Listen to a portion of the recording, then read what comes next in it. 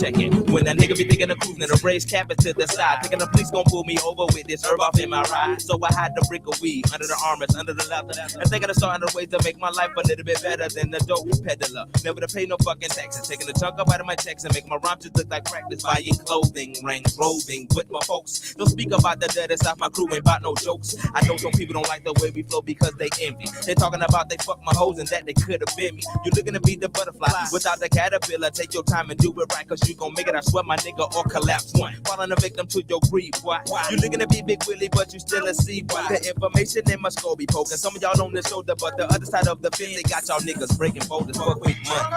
Trust up all of my day.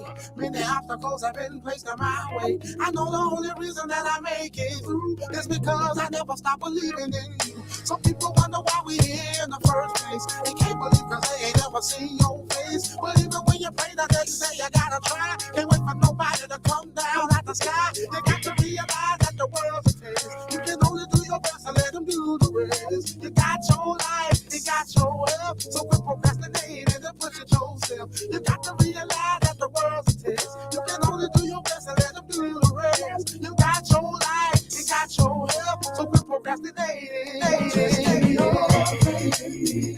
Don't act impatiently. You'll get where you need to be in due time. Even when things are slow, hold on and don't let go. I'll give you what I owe in due time. Who said good folks is not supposed to die? The same nigga that said niggas is not supposed to cry. United States giving out milk and cheese to pacify. I'm sure they got a cure for AIDS, but yet it's classified. You wonder why I spit the truth and not to make no dough. To make a difference, blow this motherfucker up and blow in pieces. I can think of many reasons. Only when shit is going bad, you want to holler Jesus. Fuck a pledge allegiance. They got my knuckles bleeding from crawling. Got these niggas thinking they really ballin' when they isn't. Don't take my word, there's niggas off in prison that will tell you that's locked up for a long time and won't sell you no flex. So congregation, will you turn your text to the book of Outcast, chapter 2, verse 1. The first one to feel me, jump up and make a joyful noise. You outcasted, meaning now you have a choice like that. Don't act impatiently. You'll get where you need to be in due time. Even when things are slow, hold on and don't let go. I'll give you what I owe in due time. Just keep your faith in me. Don't act impatiently. You'll get where you need to be in due time. Even when things are slow, hold on and don't let go. I'll give you what I owe in due time.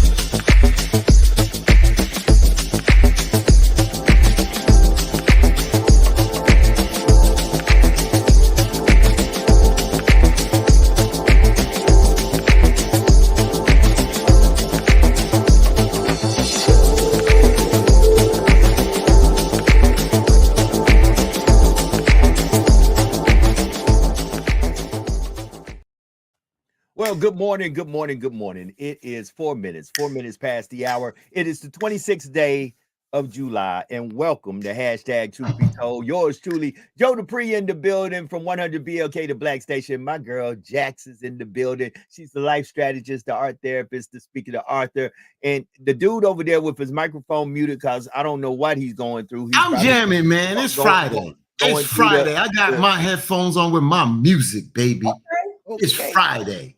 Wait, That's what's happening. Love is the message. Y'all don't know. If I say this song, I'll definitely tell my age. Coco Motion, that's when they was doing the hustle back then. Ooh, 42 and doing the hustle. Make you think. Oh, Lord. Some of y'all don't know about the hustle. Mm-hmm. Almost make the brother want to do the bus stop. That's all I gotta say about that. Brother, I'm talking about. That's funny. I haven't heard the hustle in forever. When I was a little girl, my older brother Everett, he used to do the hustle with me all the time. He was like the king of dance. He'd be at the Zanzibar all the time and spinning and dancing and stuff. But the hustle, I remember as a little girl, and I'm 48, so I remember as a little girl. I was in the womb, but I was 42. I'm 42, but I remember the hustle. Yeah. Oh man, that just brought back memories for teens. You got a song that is YouTube. That's Coco Motion. That's by El Coco. And El Coco came out with that. A lot of times when we talk about the old school, we don't play the disco. We play Tavares, but Tavares was doing the disco eras. It was different type of disco. There was disco that came out of the R&B family, and then there was disco Trans Europe Express and that kind of craft work, that kind of disco. I'm telling you, man, I just love music. So since Fatim is going down memory lane and did not let me properly introduce him. Ladies and gentlemen, Fatim, my brother from another mother, from the Open Line, Own Lines, WBLS 1075 in New York City, and keeping it real with Reverend Al Sharpton. So hold up, family, before we go any further. There's a couple of things I have to do. I got to get things together, too. First thing, I have to ring the bell and give a round of applause for everybody who's celebrating a birthday, an anniversary, or today is your special day. I got to give a birthday shout out to my partner in crime, my business partner, a guy I do a whole lot with, one of my mentors, Daniel Harper. Daniel is celebrating his birthday today. And that's on my high note. Now I've got to do something on a somber note, and I really hope I can make it through this. Let me get myself together real quick, So, with everything that's going on in this world, and after what happened to Miss Massey in Illinois, which was a tragedy, which was wrong, that individual should have never, ever had the opportunity to wear a police uniform or have a badge. Here in my area, in Lafayette, Louisiana, we lost a good officer yesterday. A very good officer, good young man. He was a friend of mine. He was a good SWAT officer. He was a good police officer. Officer Jolivet was fair. He was one of the few guys who was a street officer that respected everybody. And while he was with the SWAT team yesterday in Jeanerette, Louisiana, serving a warrant, him and 4 other officers got shot. He succumbed to his wounds, and he's transitioned on to the other side. I'm saying this to give y'all 2 scenarios. Miss Massey should have never died. Officer Jolivet should have never died.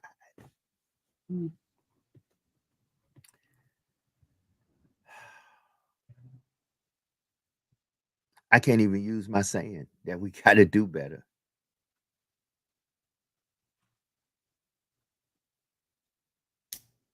Y'all better start appreciating the day. Y'all better start appreciating the life you have. Y'all better start appreciating these moments that God has blessed you with, because in a twinkling of an eye, it can change. can change. All right, family. I'm trying to get myself together. Well, Let's- while you get yourself together, we got to take a moment. So, I don't know this officer, but anybody that serves in any line of duty, trying to do their job, it's a very dangerous job. This is not Barney Five and Andy Griffin. This is real work out here. That's why we harp on about relationships, because these jobs are very serious. And that's why you want to respect one another, because the same way that you get up in the morning and leave the house, you want to return to the house. Those individuals that are trying to do the same thing and trying to protect and serve are trying to also do the same thing. Well, those that are doing the right thing. So, we don't know this officer, but taking your word for it and the kind of person you are and about integrity and things like that, you're not saying it because of the Brotherhood of Blue. You're saying it because it's a profession that you are in, but it's somebody that you knew that had a good heart. And right now, his loved ones are mourning him. His friends, his colleagues are mourning him. And so our prayers and condolences go out to the family. And it sounds cliche-ish when we say this at times. What more can we say but to uplift and embrace you and those that knew him and the life that he lived? Yes, I'm telling you, and I've said this is a very violent, violent, violent world. We can make all the nice, good statements out here. We can preach God. We can preach this and that. But there's still going to be people that do bad. So you got to take charge of your own life, and you got to watch yourself. You have to watch yourself. Look at Oh God. young brother. You understand, to lose his life like that. He got up yesterday morning with ideas that he had plans possibly for the week, possibly for last night, and he never made it back home. And so, again, our condolences and prayers go out to this officer, in a sense of putting his life on the line to protect the people that he serves. Anybody who knew this young man, I personally, in my years of working at the sheriff's office in the you would call it county, in the parish I live in, many a times I had to encounter this young man in the streets, dealing with young folks, dealing with old folks, dealing with folks who wasn't quite right. He did it with integrity. He was always showing love. He would always say, look, man, I just need you to move around because I don't want to arrest you. I need you to move around. Man, y'all got to stop this. I saw Sister Massett video again. That animal, that barbaric animal, never deserved to wear a uniform. He even was discharged from the army with not honorable situation. We got to do better. This man right here should be still breathing today. Y'all.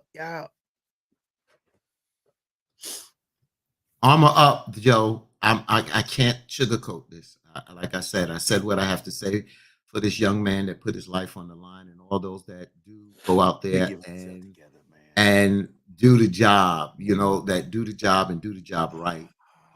But I'm gonna say it again. We are in a very, very, very violent world. We are. I don't know. They describe what heaven and hell is. But for a lot of us live in hell.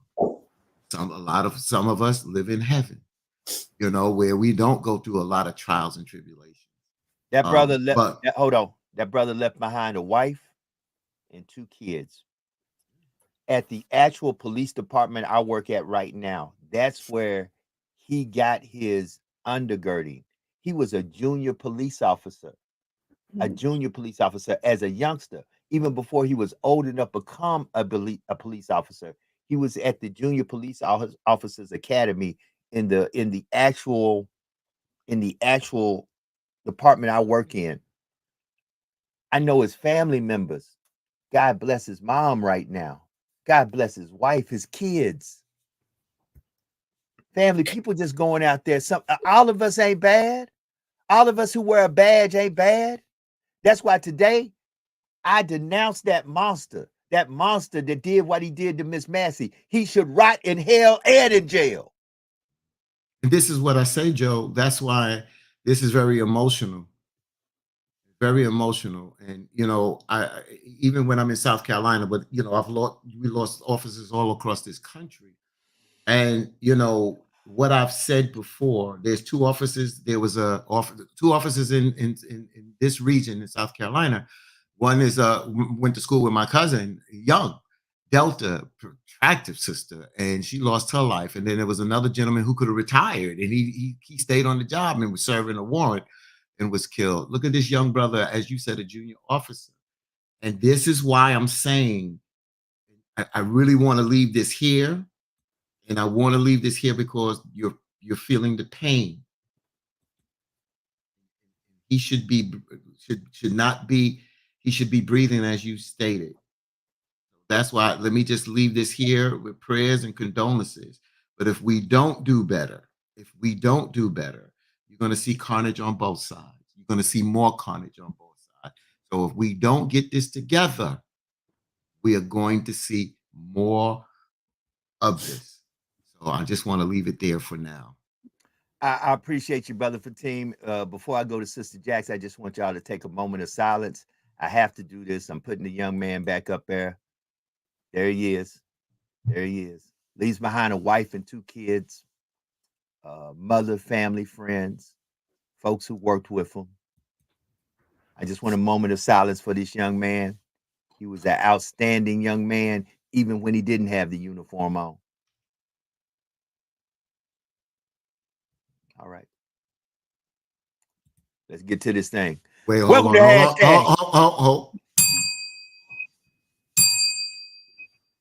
That's what we do in the honor of him. We give them 3 bell salute for the brother. All right, Amen. And you know what? If I could say, once again, my condolences, and it's horrible. And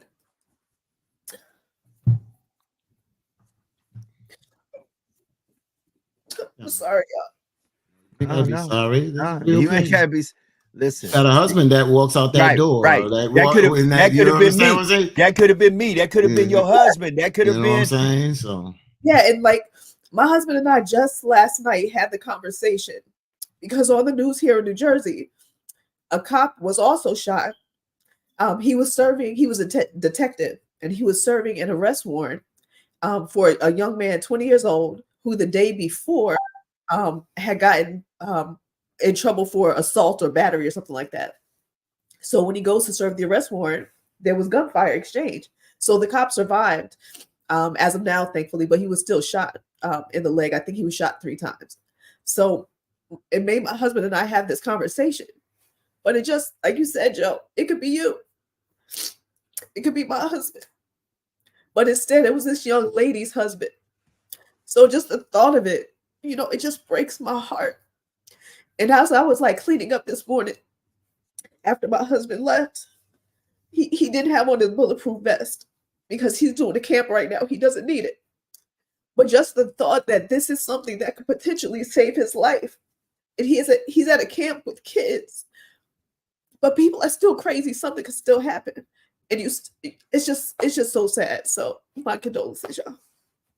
Yeah. So and just look, I mean, I go back and I look at the New York City councilman, James Davis, police instructor, training people, became a city councilman, stopped the violence, stood up against my sister station Hot 97 about violent lyrics and disrespectful lyrics, takes a person into City Hall, bypasses security because that person is with him. He takes his killer into City Hall. The person he took in there opened fire. He has his weapon on him. He's a retired NYPD officer trainer. Never could get that weapon out of his holster. Shot in City Hall in New York City. Yeah, man. So, on this Freedom and Fun Friday, 18 minutes past the hour, I had to say that. I just spoke to that brother probably, I've been gone for 5 days. I probably spoke to that brother literally 6, 7 days ago. He was patrolling through my neighborhood because I live in the hood, y'all. I ain't don't be fooled. I don't live in the suburbs. I live in a decent house, but I live in the hood. I live in one of the most notorious hoods there is in my city because I ain't scared of my people.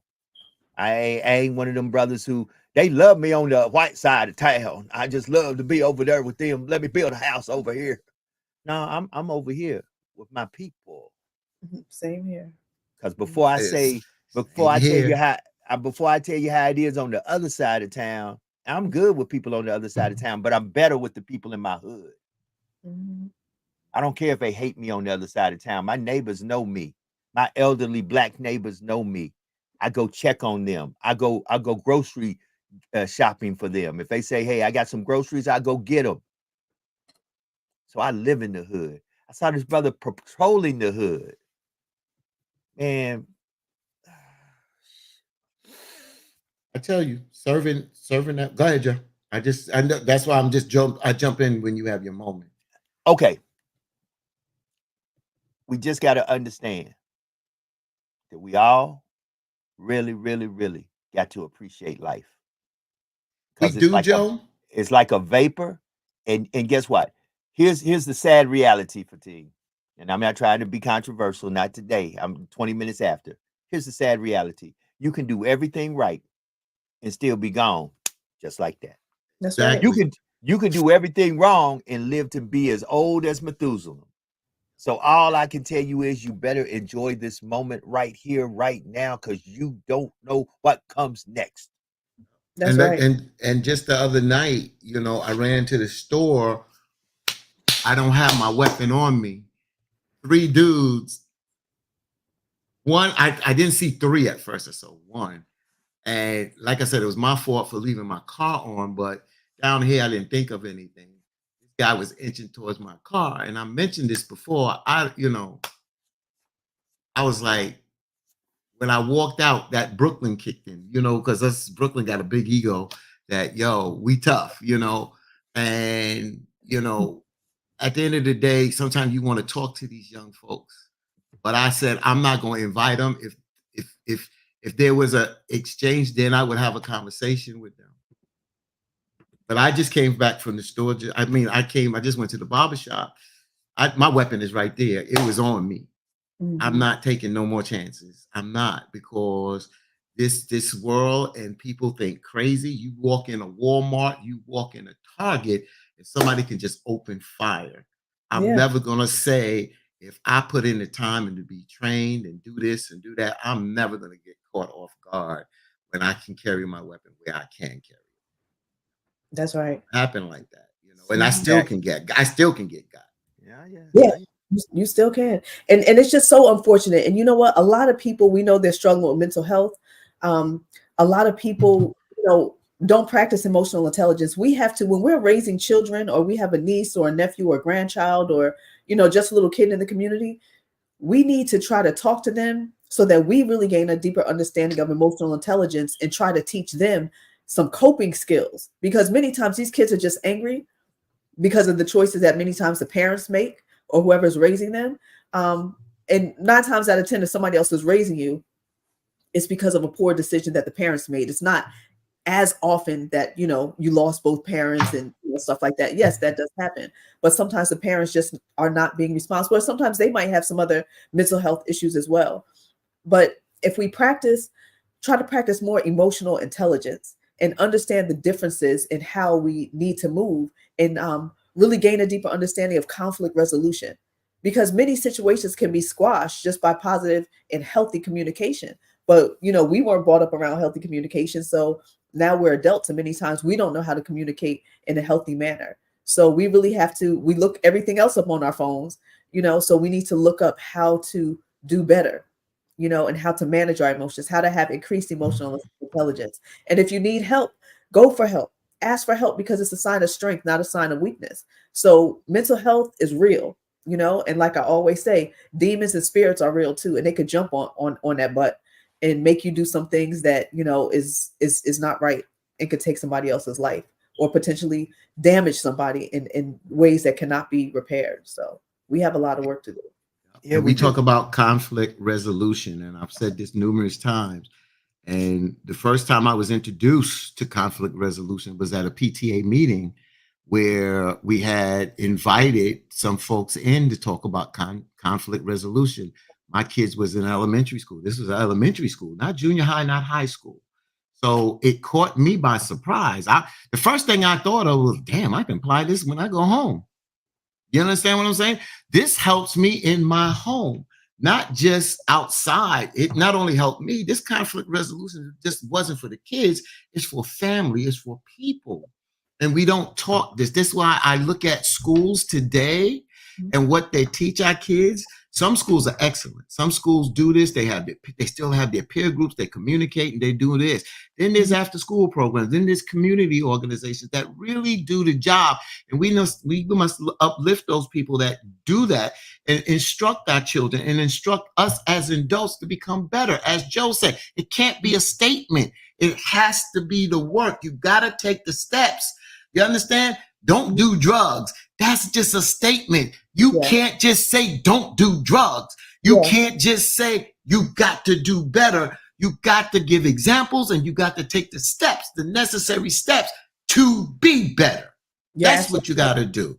And you know, in addition, we have to learn how to disarm people and not necessarily physically disarm somebody, but emotionally. We have to learn how to take their power away from them when they try to steal it from us, right? So for instance, if you're being bullied, right? Or you know, it could even be a marriage situation, a sibling situation, or somebody at school or your job. If somebody is talking down to you, one of the best things you can do, besides obviously praying in your head that you don't choke the hell out of them, but one of the most important things you can do is say, repeat back, mirror what they just said to you. So if they say, "You're so stupid, you never turn in assignments on time," so you can say, "Are you saying that I'm stupid?"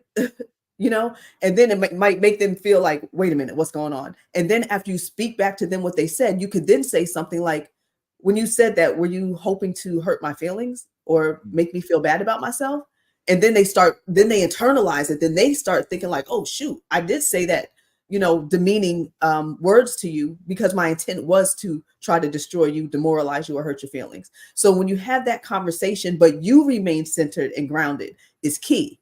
If somebody's going off on you, sometimes you have to, in that moment, learn how to remain centered and grounded. And I mean, even in marriage, we have to understand that sometimes it's best to be silent, and just in life in general, like everything does not deserve a response and everyone does not deserve a response. There's a time and place for everything. But when you know that you are short fused and you know that you are, damn near one flew over the cuckoo's nest, you have to practice restraint. One flew over the cuckoo's nest. Oh, God. Yeah, you have to practice restraint and practice having a spirit of discernment and some wisdom to just process what somebody's saying and not always jump to reply. Or not always cut somebody off. Go ahead, Joe. That's very true. We like you to know that we are broadcasting live on this Freedom and Fun Friday. We're on Facebook Live, we're on YouTube, and we're on Instagram. So click like and share, tell a friend to tell a friend. It is Freedom and Fun Friday. I hated to start this off with a little Debbie Downer, but now I'm getting myself back together. 27 minutes past the hour. Woo, family, there's a lot going on. Of course, on the political side, we got a race now.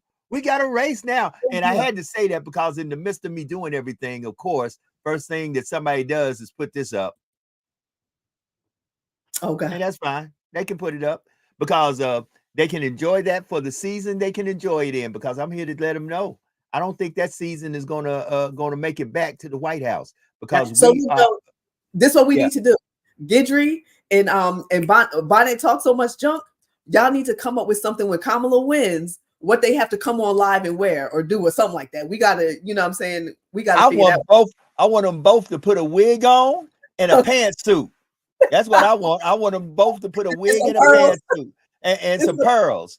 Wig, pantsuit, and pearls. I need to see them with wig, pantsuit, and pearls. I done told them put your money. Look, I'm so convinced. I'll put 2 to 1. So, if you putting up $100, I'll put $200 up. But I'm telling you, once I win your money, I ain't gonna keep your money. I'm actually gonna give your money to a charitable organization that shows love to black women. Black women, because to me, this is all about love of black women. And guess what? This black woman, Vice President Kamala Harris, this woman of color, Vice President Kamala Harris, is an intelligent, well-suited, and well-qualified individual to be president of the United States of America. Yes, she is.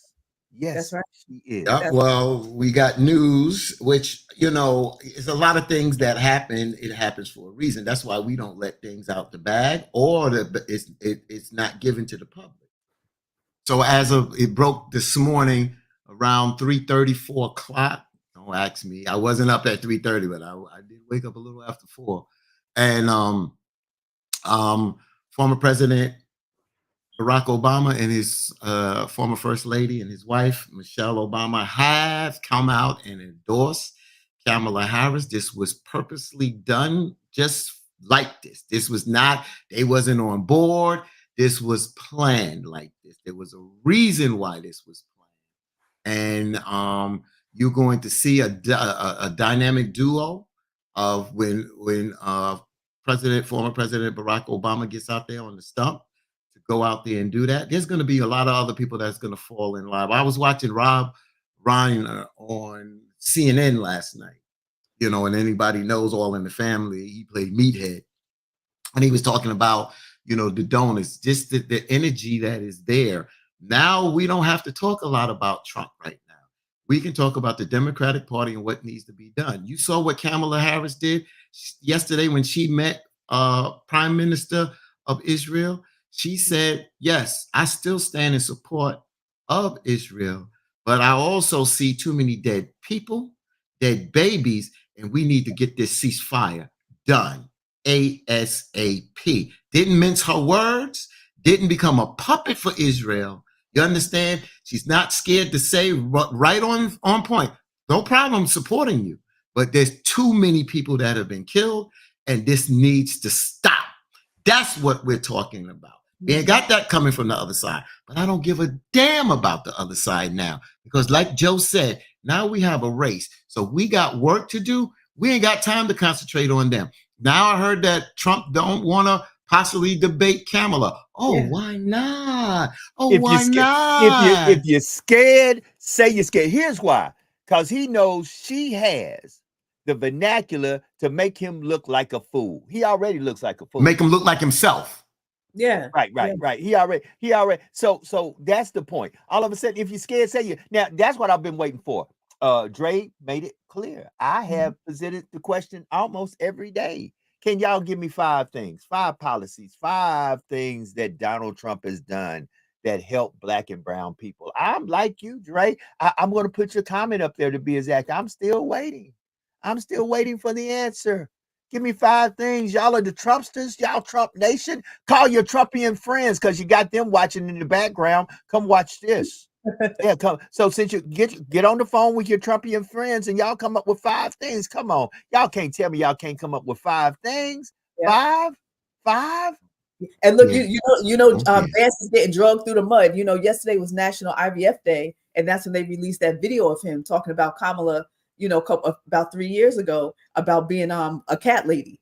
You know, saying how all these women, you know, are all, you know, basically successful and doing their thing, but they don't have any kids. So now he's getting a lot of flack from a lot of women about being, you know, older and having their careers, but just having old cat lady. Right. So I said this to Brother Fatim, and I'm gonna have to dip out for just a second. I said this to Brother Fatim, and I'm gonna let y'all stay on and keep talking.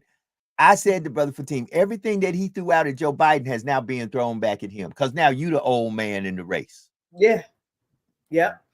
So Joe said Joe has to dip out. So I'm glad that you brought up about the cat lady, because there was some politician, female, that said, I just pray that your daughters will be able to bear children to Senator J.D. Vance.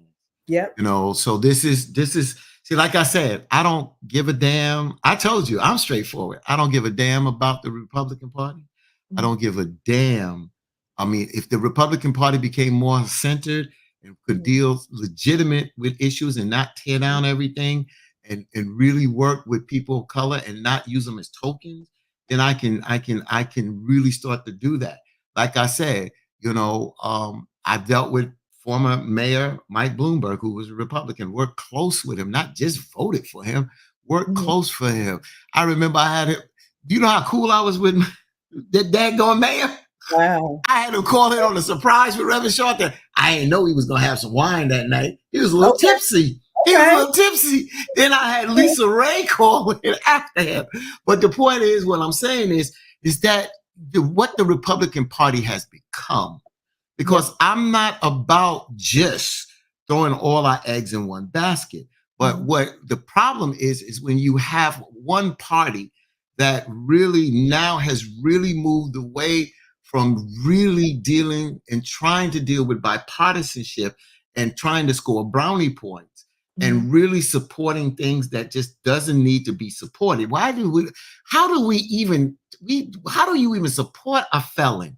How do you support a felon that has not even served the time and put in the time? I can see if somebody was a felon, paid their time, said they were sorry, apologized, and worked their way back into society. How can we support somebody that makes fun of people with disabilities? How do we do that? We got a family member said he uses the N-word. You understand what I'm saying? But again, I don't give a damn about those that do that. I don't give a damn about those black folks now. Because see, the bottom line, got a candidate now. Is she the most perfect candidate? Maybe not. Is she? But in this short period of time and what has happened, the Republican Party, and especially with their momentum, they shot their shot. The Republican convention is over. They got their bump. Now, the Democrat going in, the Republican Party, Donald Trump and J.D. Vance looked at it. Oh, well, they was going into a convention, no energy, donors not giving money, but they did not expect this type of energy. I heard white women yesterday gave over $100 million. Wow. $100 million. You think I'm worried about Guidry and what his name is? Anybody. There you go. I done forgot. Because see, I don't need to deal with your nonsense now. Because now we can talk policy. But now, since you guys ain't got no policy to talk about, now we can sit up here. You know, Joe Biden with the crime bill. She's locked up black folks. Yeah, well, you know what? She was a damn prosecutor. Black folks do crime. All right. So damn right. She locked up black folks and she locked up white folks and she locked up Hispanic folks and Asian folks as well. Y'all come with the okie doke, but the bottom line is full steam ahead now. That's because right. Now it's about doing what needs to be done. It's time to not only rally about the president, it's about picking up those people that are running for House positions in Congress and those that are running for Senate positions. We got to have what is called that blue wave. They talked about that red wave that was supposed to happen during the midterm elections last time. Didn't happen. So now y'all haven't did anything to strengthen your party. And then when you talk about border issues and you had a bipartisan group in the House that was working together, and then Trump used his influence to shoot that down. What principles do y'all have to stand on right now? Yeah. Y'all are so full of crap now that I don't even need to look at y'all now. I just flush y'all because now it's about putting our agenda forward, making sure that Kamala stays on track. You understand? Yeah. VP, because she is the vice president. I'm gonna give that woman, that sister, her respect. That's where we going now. So I don't need to counter y'all no more because y'all is just wasting nothing but a bag of hot air right now. You're right. And you know what, Fatin, when I think about it, I always look at things from multiple perspectives, right? So I'll put on the spiritual eyes as well. So right now, like I really feel like Kamala, she's gonna win, right? But then when I look at the spiritual side of it, I say to myself, you know what?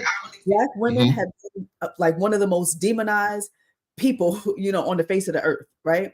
And it's always such a plight to destroy the black woman, you know, just like it is to destroy the black man. So I can see spiritually her getting in there, but then once she gets in there, it's just going to be another way to you know, all the ills and perilous times that have gone on in the world, they're going to put it all on her lap as though it all started with her, right?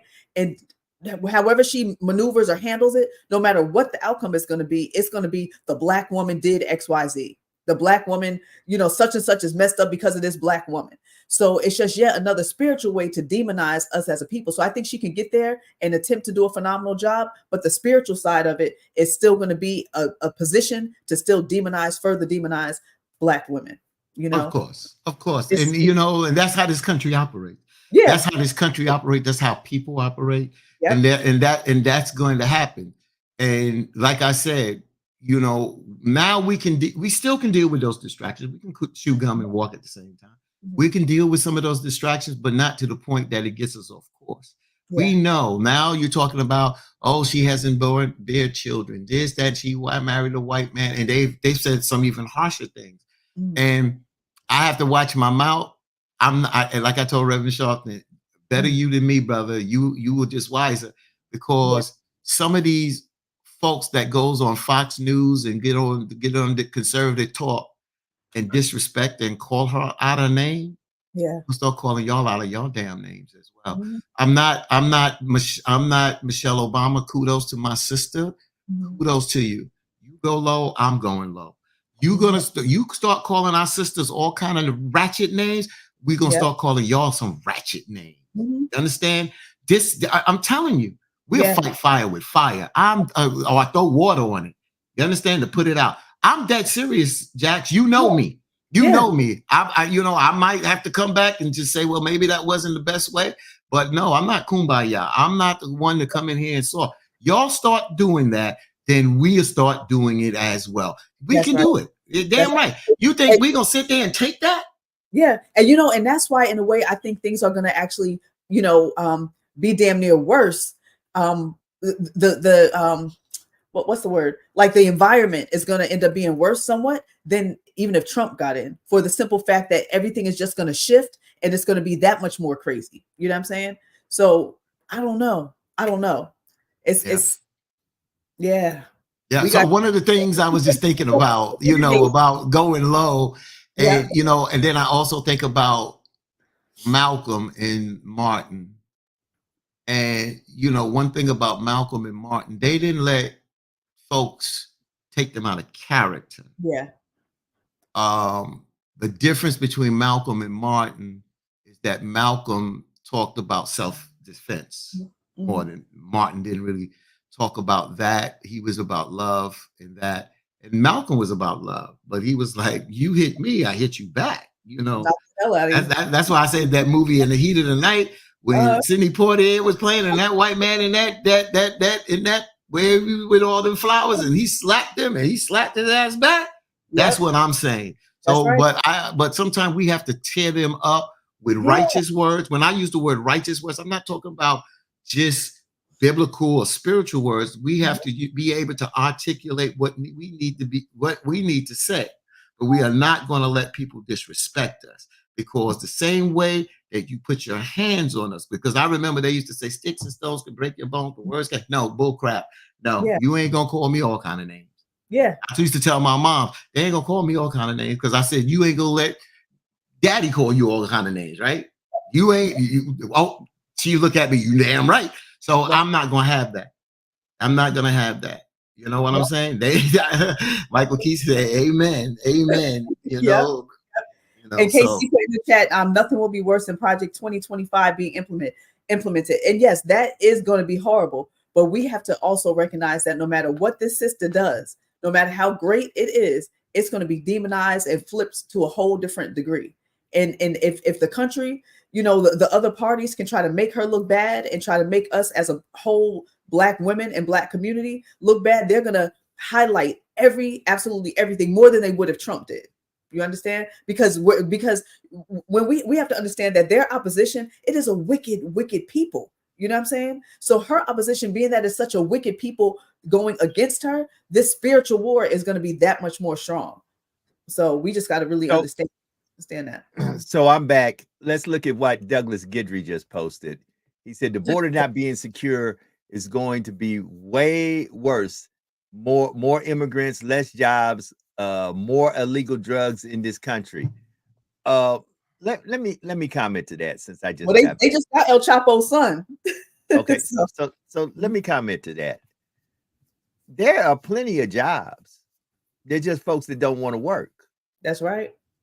And you can't be mad when folks who have never had come over here and begin to gobble up jobs that you deem that you too good to do. That's right. So let us be very clear with what we say, and let us not just go with the propaganda taglines, border, immigration. Let's talk truth. There are plenty of jobs. I can drive through my community right now. There are people looking for people to work. It's just the point of some of you are so comfortable with government handouts and not working and receiving unemployment and government benefits that to go work for $15 an hour and flip burgers at McDonald's ain't the type job you want to do. You too good for that. Then you get mad when you see Mario and Juarez and Julio and Enrico and Julio doing these jobs. You know, so Douglas, call in. The phone lines are open. I ain't deflecting Jack. Call in and speak it's not your mind. Well, let me just say, there you go, deflecting. Look at the issues and take it for what it's worth. Hold it. At the end of the day, if you look at the border numbers, if you go back and look at the border numbers when Trump was in office, immigrants were pouring in over the border when Trump was in office. Those are the numbers. Those are the facts. You can never stop the immigration problem completely. Come on, stop this. Stop with the malarkey. Joe, you ain't even got to waste your breath with this. All you got to say is that Democrats and Republicans in the House worked on bipartisan legislation to work and pass for the border that the Senate said they would pass as well, and President Biden said he would sign. Fool-ass Donald Trump put his nose in it and said don't sign it because he wanted that as a campaign project to talk about. Shut them down, Joe. Shut them down. Hold on. Ain't got to deal with them and give them all them extra words. Let's see if he's on the line. Brother Guidry, are you there? Let me see. Do I have you going through my system? Are you there, Brother Guidry? Let me fix my system. I'm going to call you back. He might be at the mall buying his Tahari suit and his wig. You know, I'm going to call him back. I got to reset some things, and I'm resetting it. See, you don't have to call me. I'll call you. I'll call you. Let me reset some things. I'm going to call him back. No, sir. Let me say this real quick because, you know, when you said, so I got to go back to Sonia Massey real quick. I just don't, I can't expend a lot of energy into this fool Trump, this convicted felon. So going back to Sonia Massey, this young lady was 36 years old, lost her life, being shot in the face, even though this officer, Grayson, whatever his damn name is, sitting in jail, no bond, first-degree murder, which I don't know if that, because first-degree murder is very hard to, first-degree murder is very hard to get a conviction unless a police officer is shot on first-degree murder or execution. And that's why they put first-degree murder, but we'll have to see what they come back with the final charges on this police officer. I think there's going to be first-degree murder, second-degree murder, manslaughter. They are going to throw the book at this guy in the sense of the charges there. You can't. But let me just say this because you can't stack it like that. But go ahead. Yeah. Well, they've done it before in the Arbery trial. My thing is going forward. Just to say Monday. I'm not sure. I don't think I may can pop in for a moment. But as I'm saying, I'm headed to Chicago. I booked my flight last night.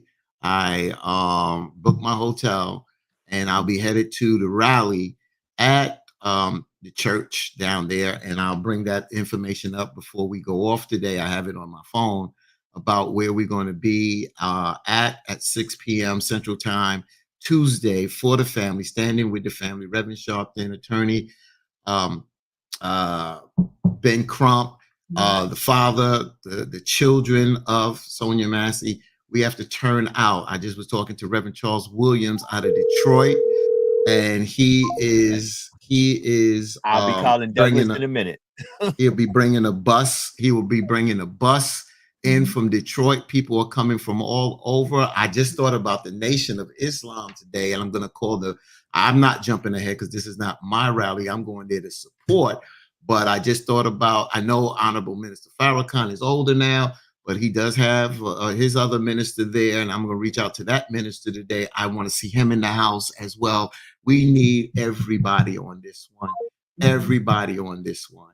Because this is so, so, so important. So let me call Douglas Guidry. He's trying to call me, so let me call him because we call folks around here. We ain't never scared. Pick up the phone, D. Pick up the phone. Hey, Douglas Guidry. How are you doing? Welcome to the show. I'm good, man. So talk your talk now. Roll with it. I'm good, man. I'm glad to be welcome. It's Friday. Hey, we all free. Fuck it. Let the immigrants in the United States and get a $15,000 card to go buy whatever they gotta buy. And like Kamala says, hey, let's give them free education. Let's give them free health care. Fuck it. It's free. At the cost of Americans. Okay? Listen, man, I'm in Louisiana. There's no drilling. Bunch of Louisianans is gonna suffer under this Kamala administration. Fracking. You know, I got friends that are working in these industries that are going to lose their homes. Listen, she's far left. The chick is nuts. If that's the best that the Democratic Party could come up with, we're in trouble. Okay. And on the flip side of the coin, we've got Donald Trump. Is that the best the Republican Party can come up with?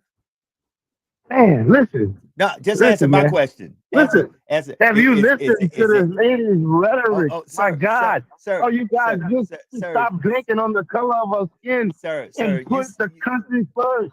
Sir, you sound like the propaganda machine. You still ain't answered my question. Is Donald Trump the best? I got the interviews. I can send them all to you. I can send all the interviews to you. Sir, until you answer the question, your interviews of what you send me is non and void. Is Donald Trump best? Sir. Is Donald Trump? No, he's not. He's not the best Trump. Okay. He is not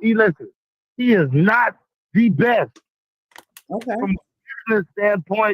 From a business standpoint, the employee tax being eliminated by Donald Trump. You know what I'm saying? You have to whatever suits you. For me, Donald Trump, you know, it's a little more decent than this left animal. Oh wow! I'm not. So you calling us an animal, brother Guidry? Sadly, I'm gonna let you go because we're gonna agree to disagree. But after all marriage is between a husband and a wife. Did you see her call to California introducing the marriage? My God, am I wrong? Is the Bible wrong? No, I believe that part. So I'm definitely with you on that part, Guidry. I'm not that. Jack, you started. Hold on, time out, Joe. Digress for a second. Let me get Sister Jack. Sister Jack, you gotta pick a side, and you gotta pick a side today, because that's the problem. Lukewarm Christians won't stand up for the truth, and that's the problem, Sister Jack. You have to pick a side. You have to pick a side today because America's in trouble. That's right. Well, you know what? I'm not a Christian. Yeah, I'm not a Christian, so I'm definitely going to rock on God's side. That's the side that I rock with. So I've said that from the very beginning when we first started having these debates about Trump and all that stuff. I always said I'm down with the policies that are not contrary. Yeah, fucking transgenders going in restrooms with fucking young girls. Yep, I do have, and I've stated that numerous times. How much more can this country take? Say it again. How much more can this country take with shit like that going on? Absolutely. So I have my own opinions on voting and how I'll vote or not vote or what I'll do. I still know where I stand, but I still know no matter what, whoever is running, I still know that I stand with the Most High. So we still have to do what we feel is best for our country, but I still rock with the Most High. So if it's contrary to what he's standing for, I can't stand for it. So, brother, and you have a moral obligation. So brother Gidry. Oh yeah, absolutely. We all do. So brother Gidry, we gonna stack all this that you tried to stack up against our Vice President Kamala Harris. But I hear you not say one time about the 34 felonies. I hear you not say one time about the bad business. Listen, let he who has no sin cast the first stone. So let me mute you since you won't let me finish my statement. And then I'm gonna bring you back to civilization because I run this show, buddy.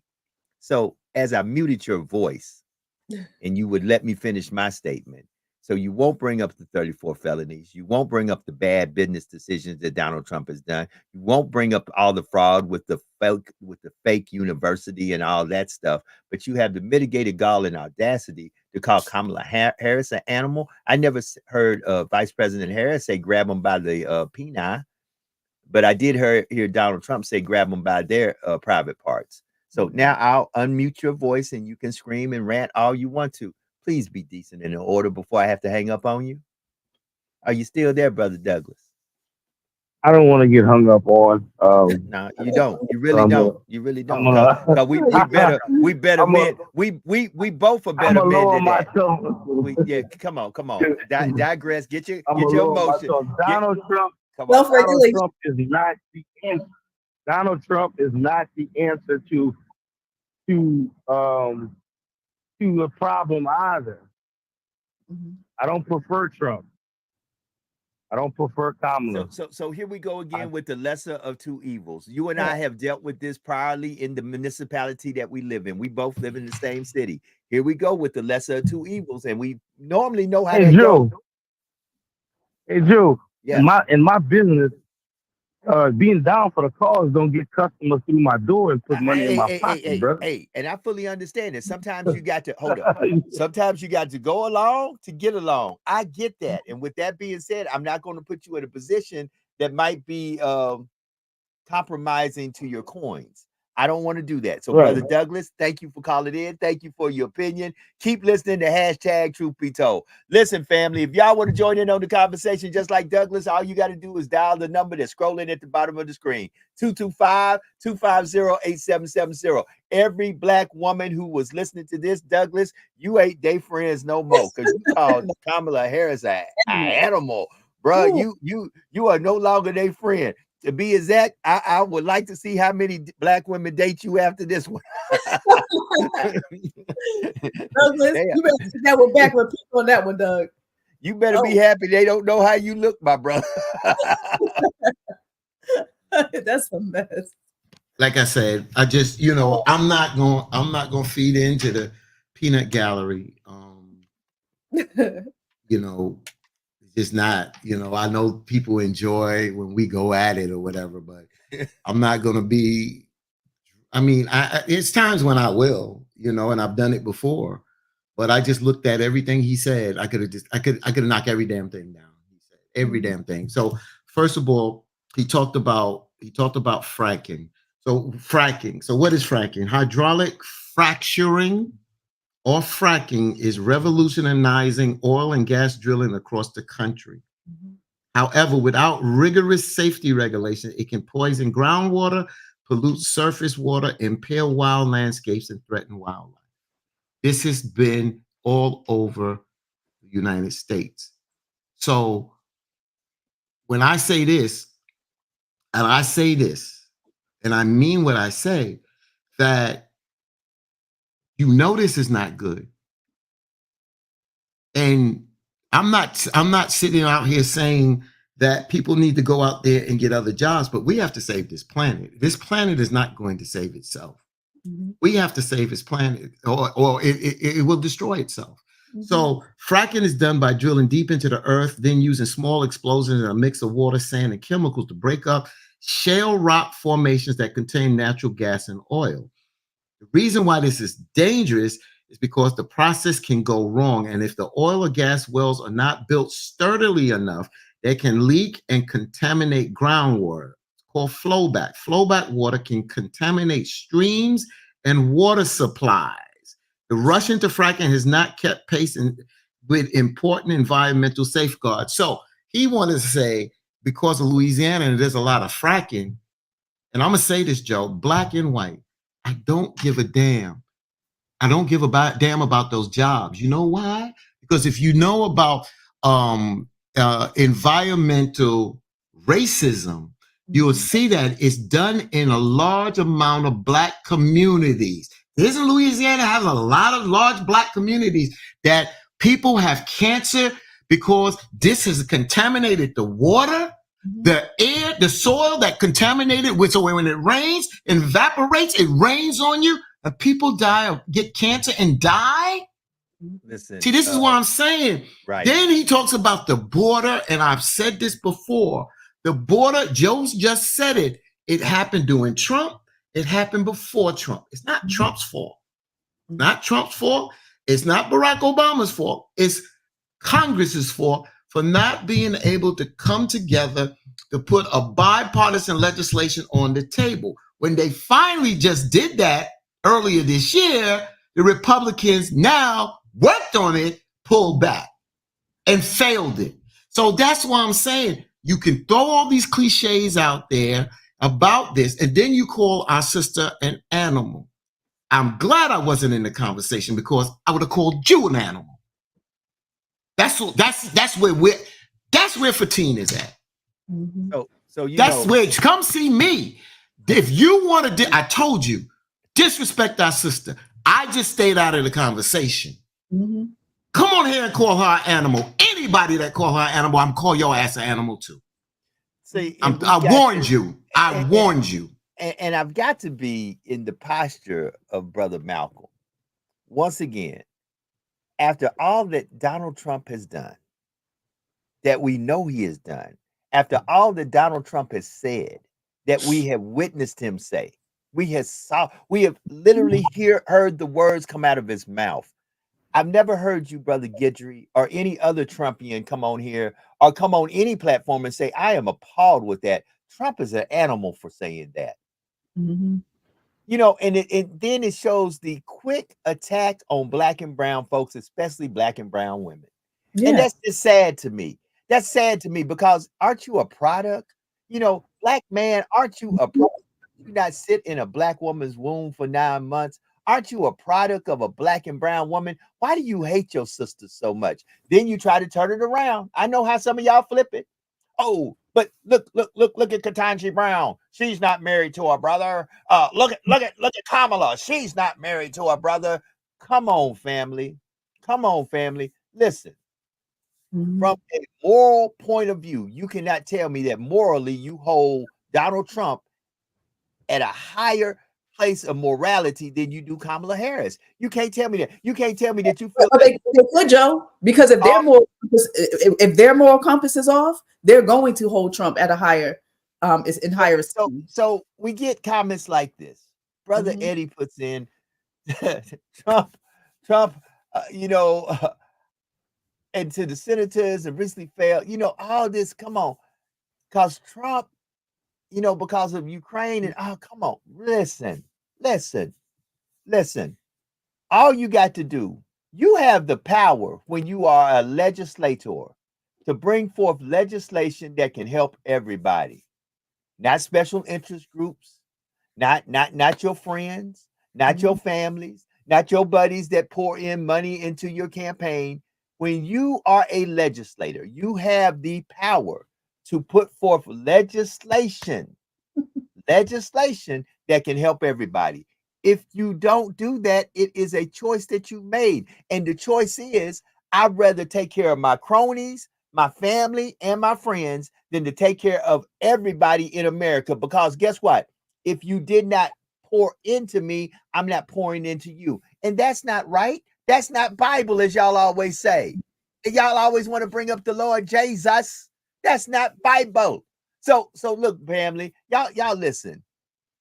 People who know Trump, especially New Yorkers. New Yorkers know how this man did the exonerated 5. Everybody talk about, man, ever since Trump got shot, he's a changed man. I ain't heard him apologize for the exonerated 5. I ain't heard him apologize for saying he gonna grab women in their private parts. I have not even heard him apologize for the sexual crimes that he was convicted of. And you know what? Honestly, even if he did apologize to the exonerated five, it could still be an empty apology. You know what I'm saying? Right. You know, like apology means something when it's sincere, when it comes from your heart and your spirit, and you really, really feel that deep down in your soul. That's what makes a difference. But if he just mouthed it to say, "Oh, I heard them on the show say, you know, apologize for it," he could be like, "Oh yeah, I apologize," you know, and like fuck those, you know, niggers. You know what I'm saying? Like he could still flip it like that. You know, it's still not mean it. Let me show you something I have a problem with. It was said to me in these last 5 days, that you do to the least of them, you do unto me. That's scriptural and that's Bible. Mm-hmm. Brother Eddie Barnett said that border bill has more Ukraine aid. We don't want it. Eddie, would you say that if you were a Ukrainian? I'll wait. Would you say that if you were a Ukrainian? If you were in Ukraine needing that aid, would you say that right now? I you know, that aid coming from America, I sure don't want it. It's hurting the American people. No, But Eddie, you wouldn't. You would say, send me everything you got. I need help. Same thing that if right now something happened and there was legislation that took food out of your family's mouth, food off your table, money out your pocket, you would be like, man, anybody here can help me. If it was coming from another country, you would say, see, here we go. My favorite statement. Favorite statement. Well, let me come in. Yeah, brother, let me just go ahead. You gotta read that. I'm Okay. gonna respond to that. Okay. Saying that I am an American. Okay, make your mind up. Make your mind up, because sometimes you come on here, you're an American who just happens to be a Christian, and then you throw in the Christian values that all of a sudden makes your argument look like it's a sustainable argument. Either you're all the way in all the time or you're all the way out some of the time, because this lukewarmness is going to get you spit out all the time. Because at the end of the day, you got to stand 10 toes down on what you own and don't flip-flop back and forth just because that argument suits your narrative to make you look like, oh, look at me, I'm Captain America. So let me just say this statement. The Republicans and the Democrats both play the game of filling these bills with pork, putting other things in there. And I said they both do it. So that means, since I said they both do it, I can call out the Republican. This is well, I'm going to call out the Democrats. The Democrats knew that this was a very, very, very important bill. And you got the Republicans to work together with the Democrats on this bill. They shouldn't have tied that bill with any Israel aid or Ukrainian aid. And I agree with that part. They shouldn't have tied that. That should have been an isolated bill. But both sides play that when they're trying to get legislation through. So that's the game they both play. But when they both play that game, I can call out when this border bill was so important that the Democrats should have put their ego aside, you know, because there is problems in America with some American people saying, how much damn money are we going to give to Ukraine? And we got to have a governor who, I like Governor Newsom, but talk about the encampments there. Why can't we put some of that money back in here? So when Eddie talks about us being American, just like we Black Americans, we at times are so compassionate about everybody damn else that we tend to forget ourselves. And sometimes you do need to be selfish. So on this border bill, that should not have been coupled with Ukrainian aid. That should have been a separate bill with the Ukrainian and the Israel aid, because people and certain leaders were questioning how much money do we continue to give to Israel, where they're leading a genocidal war against the Palestinian people. After how many people were killed on October 7th and kidnapped, which was wrong. It does not take 40,000 Palestinians to be killed. Yeah. It does not take that. And how much damn money do we have to give to Ukraine without saying we need to turn within and also put some money inside America? Absolutely. Okay? Because you know what, Fatin, you are so right. And when you look at all the different skid rows around the country and, you know, the homeless population and people struggling with mental health, there's so much going on, but yet we're sending millions and billions of dollars to other countries to help everybody else out when our own backyard is a damn mess. So, I'm not down with all that money going, into foreign countries. But when you think about it, the U.S. has military bases, hundreds of them all around the world, and the U.S. has a little dirty hands up involved in everything. So they are going to still help and do what they can do because it's also in their best interest as well. That's why the U.S. is always involved. They feel it's in their best interest. So I answered your question. I answered, Eddie. It should, my opinion, it shouldn't have been there, but both sides play that. So I know what the Democrats were doing. My opinion is that you shouldn't have. They once they put it in there, and the Republicans see how you would have shut up Trump, and the Republicans pull that Ukraine money out. Pull that once that was there, pull it out now. And say, okay, we're going to go with the border bill. Okay, you tried it because both sides tried it. But once the Republicans called you out on it, you should have said, you know what? Let's make this a separate bill for aid for Israel, Ukraine, but let's deal with this border bill and let's put this on the table. So I will say that, I don't agree with you guys too often, but on that one, I think the Democrats, they could have did a better job on that one. And I, like I said, I'm not married to the Democratic Party. You understand, when they're wrong, they're wrong. And I'll say they're wrong. But when I look at the overall policies and I read the policies and look at what the policies that the Republican Party tends to put out versus the Democratic Party, it's more in line of who I am and the lifestyle that I tend to live. Understand? There are people that are lining up, business leaders that are lining up with Donald Trump because they are, one, they get favors, number one, and then number two, they scared. They scared because of retribution from Donald Trump that he promised that if you don't line up with me, I'm coming after you. That's a dictatorship, bro. And that is not good. And I have to fall short on this. We don't want to promote violence. But like I said, when you look at Hitler, you look at these dictator leaders across the country. And some people knew where Donald Trump wanted to take this country. I wasn't surprised that this wasn't a Democrat. It wasn't a black person. It was a white male and a Republican that tried to take Donald Trump out from his own damn. That's right. And Patine, have you heard them chatting on line and on major networks now as well about his ear? About they're saying maybe he didn't actually get shot. Maybe it was just shrapnel. Maybe it was glass from the teleprompters. But then they're saying there was no teleprompters that were damaged. But now they're trying to really say like, okay, maybe he's not a president that survived an assassination attempt getting shot. So it's quite interesting to see what that's gonna do, because they even showed him recently in Jersey at his golf course in Bedminster, and they showed both of his ears, and both ears looked completely normal. So when they mentioned this early on, I didn't want to play into this, but it's interesting that the FBI director, Ray, was on Capitol Hill yesterday. Okay. He alluded to that Trump possibly might have not gotten shot. Yeah. Yep. And if that comes out, oh my God. Again, I'm not saying that. I'm just giving it the benefit of the doubt. Something whizzed by your ear and somebody died. I don't call it stage. I call it assassination attempt. I'll live with that.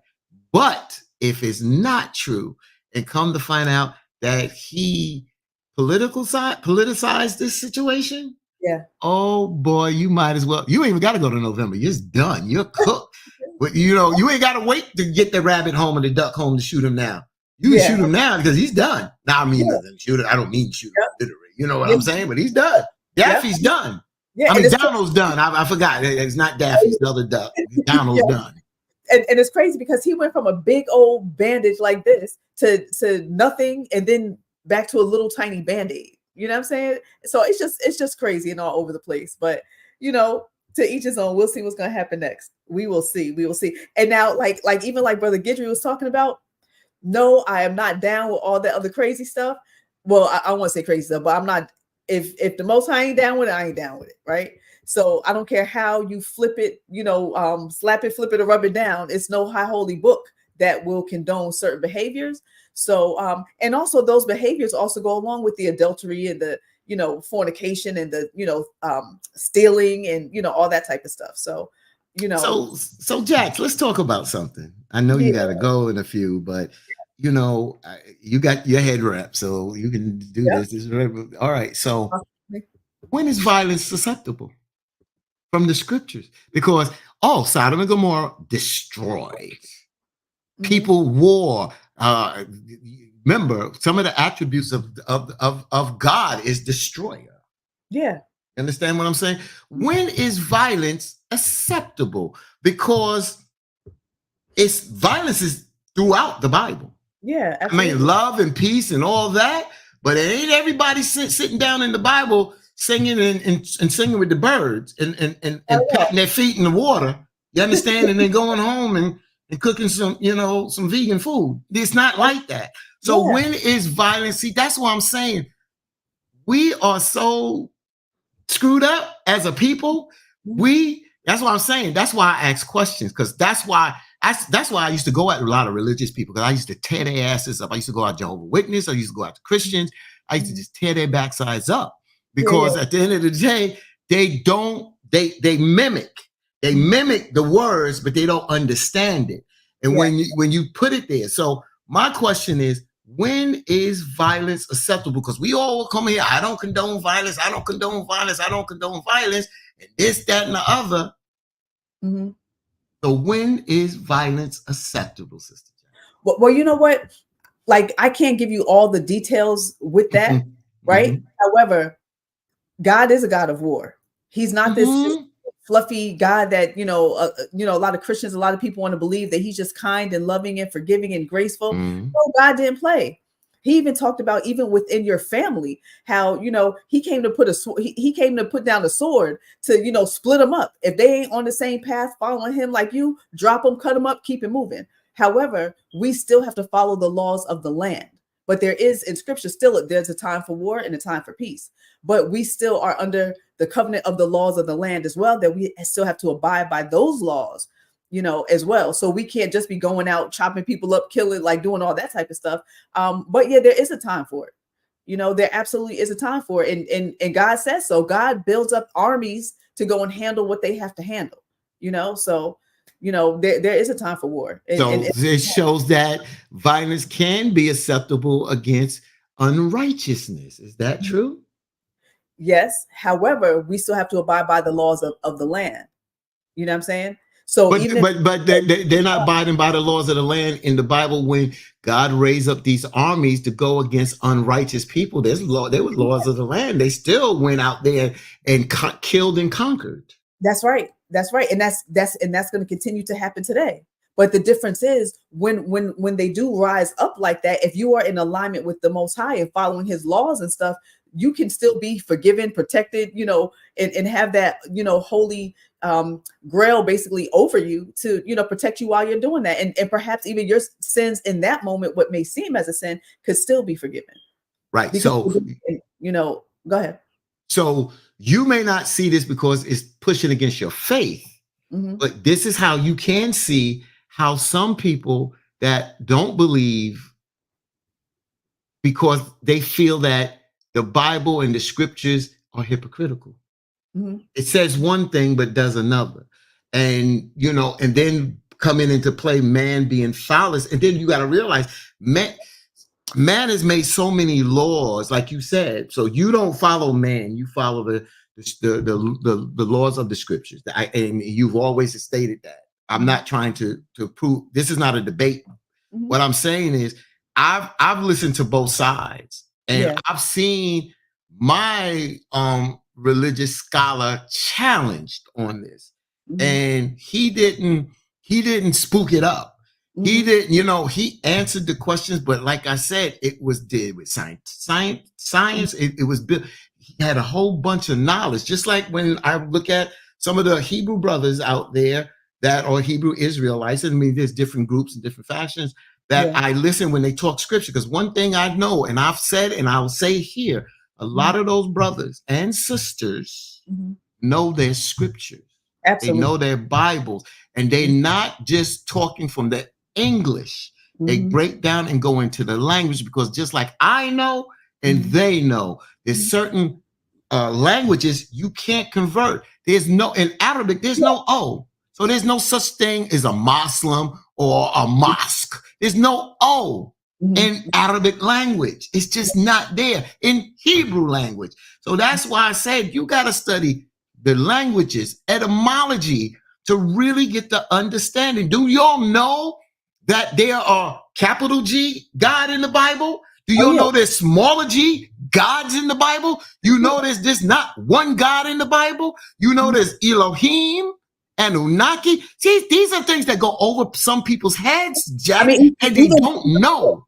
Yeah, I mean, even Lord, there's a capital L in the Bible for Lord. There's also a lowercase L. That's right. And that's what I'm saying. But all these people want to get out there and get on these things and preaching God's word. They don't even understand it.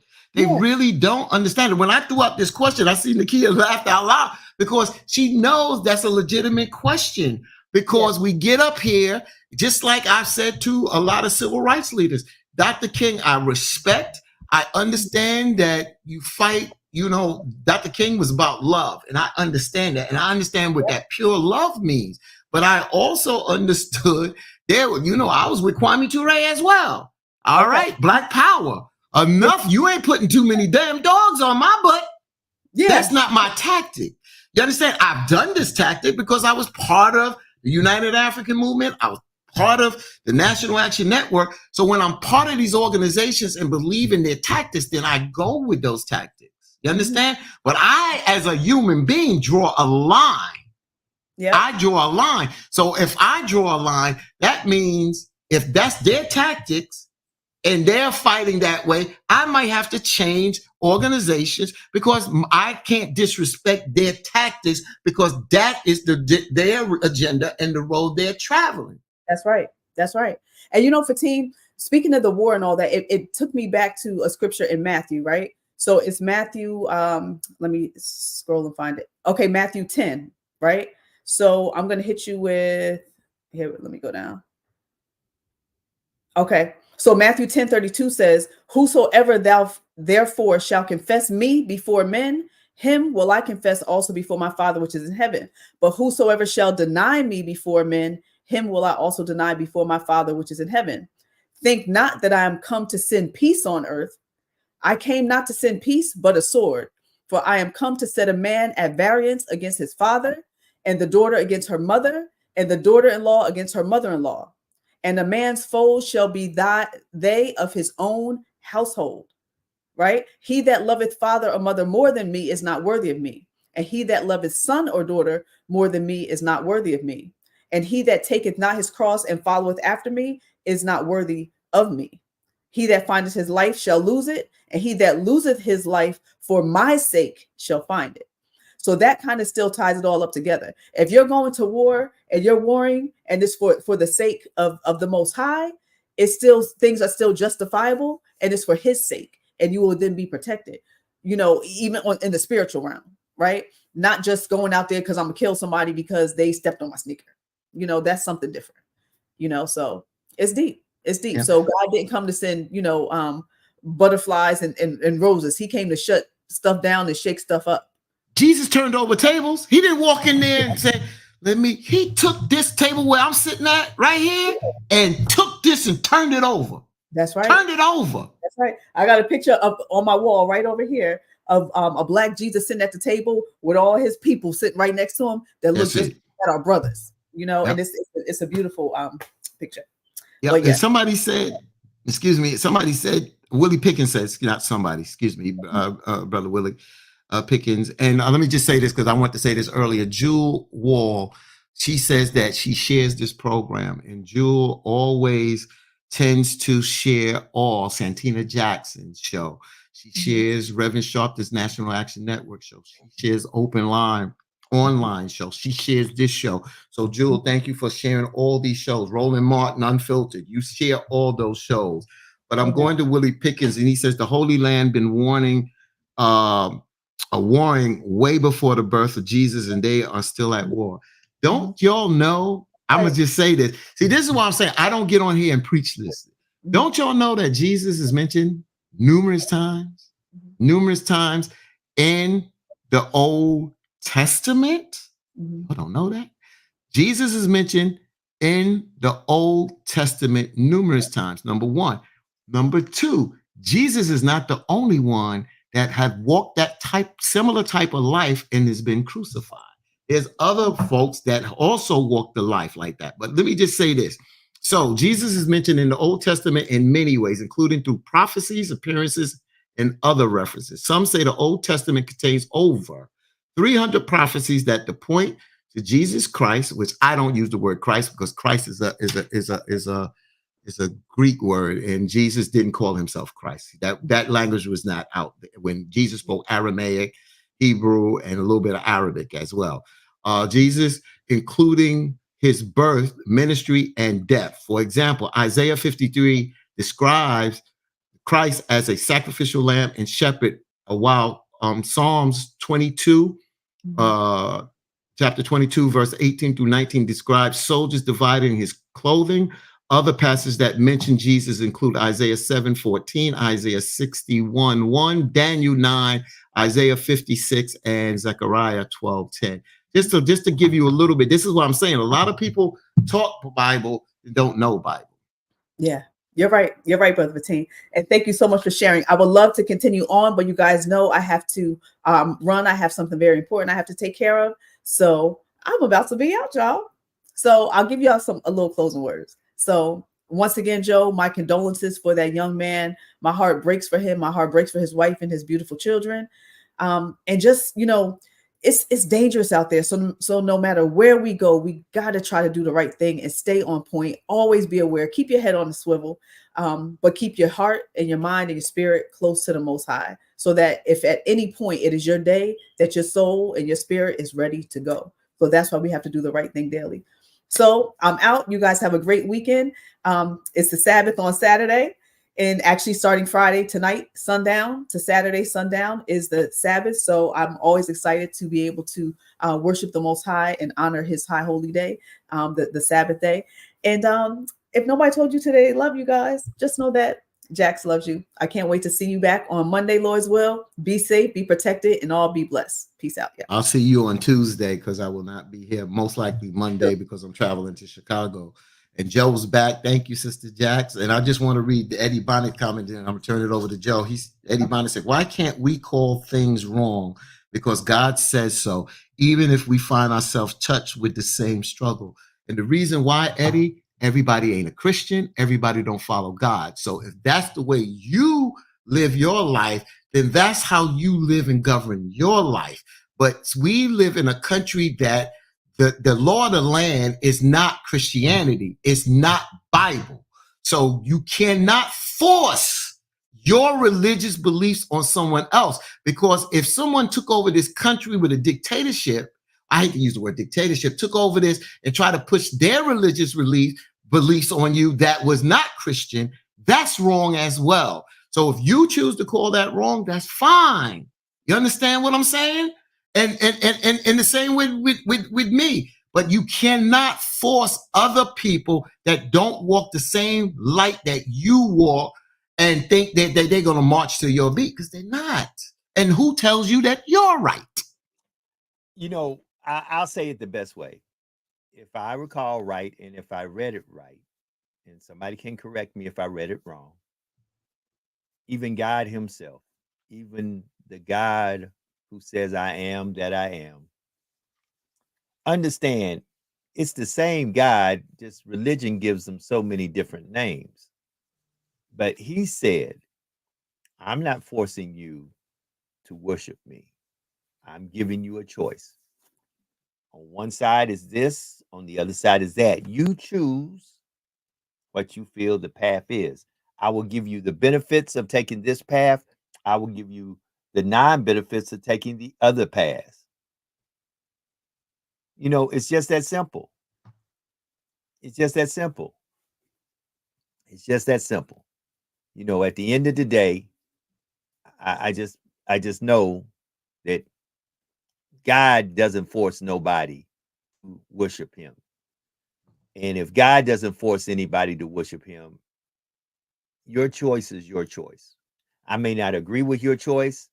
I may not see it like your choice.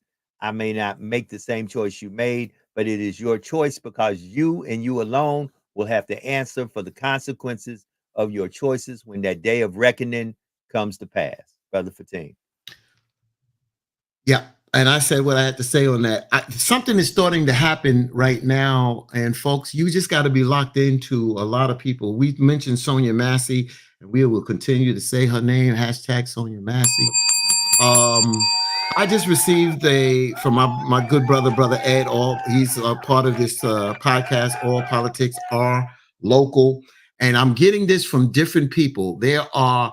Sunday is becoming a major rallying day. I've been mentioning Tuesday with the family, but this Sunday across the country, we are starting to see a groundswell. They just forward me at the Lincoln Monument now, 2 p.m. This coincides with New Jersey. This coincides with New York and Washington Square Park. This is going and spreading like wildfire fire right now about this Sonia Massey movement. I've been talking about Tuesday, but Sunday is becoming such a groundswell across this country. This is that's taking place at the Lincoln Monument is going to be at 12 Springfield Avenue, the intersection of Springfield Avenue and West Market Street. That's in Newark, New Jersey. But they are spreading. This is really spreading right now. That people are all across this country now. All across this country. This Lincoln Monument is in New Jersey, but this is spreading across the country as well. Sister Jackson just put that in the text there about New Jersey, New York, across this country. And this is why I'm saying you got to be involved. It's just not about voting. This is why we said it. Mtume said it. My brother Eitan said it. There are things that can happen that can change the course like that, just like that. And right now with this groundswell of what this police officer did to Sonia Massey is terrific.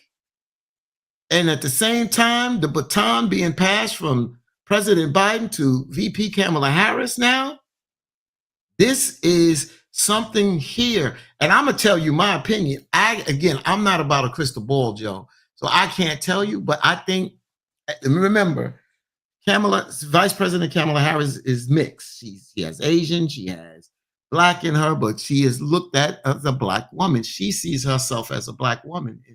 If she becomes, I'm not so betting money on it and this, that, and other, because anything can happen.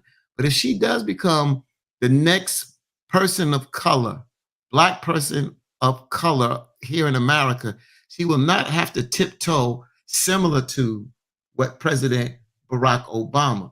You understand? And this sister has always had a connection with the Black community. Always had a connection to Black sorority. She's always had you don't have to ask her if she's down for reparations. You don't have to ask that. You understand? She talked. She was at Essence. We was at Essence. You understand what I'm saying? We were there while she was talking. Right. Exactly. So, so this is what I'm saying.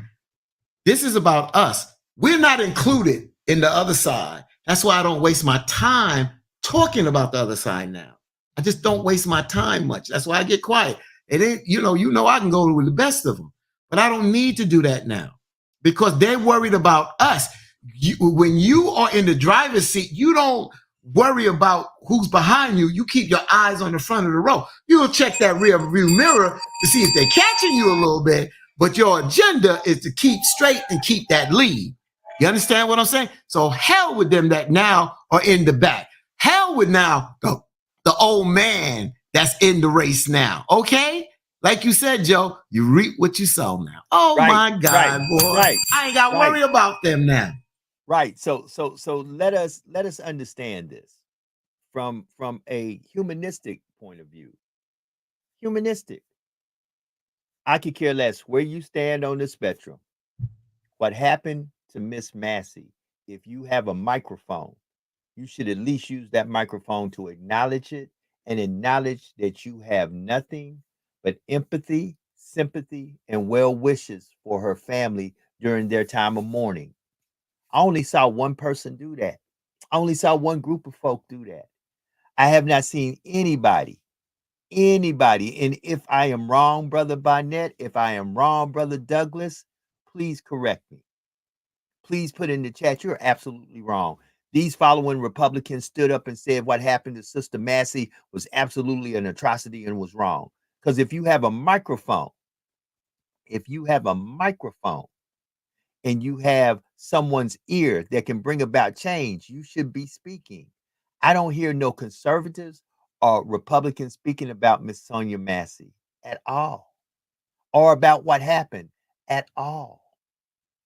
And then you want me to garner myself and give you my vote, which is literally me giving you my vote is me pledging that I believe enough in you for you to lead me and be my leadership over me in this country.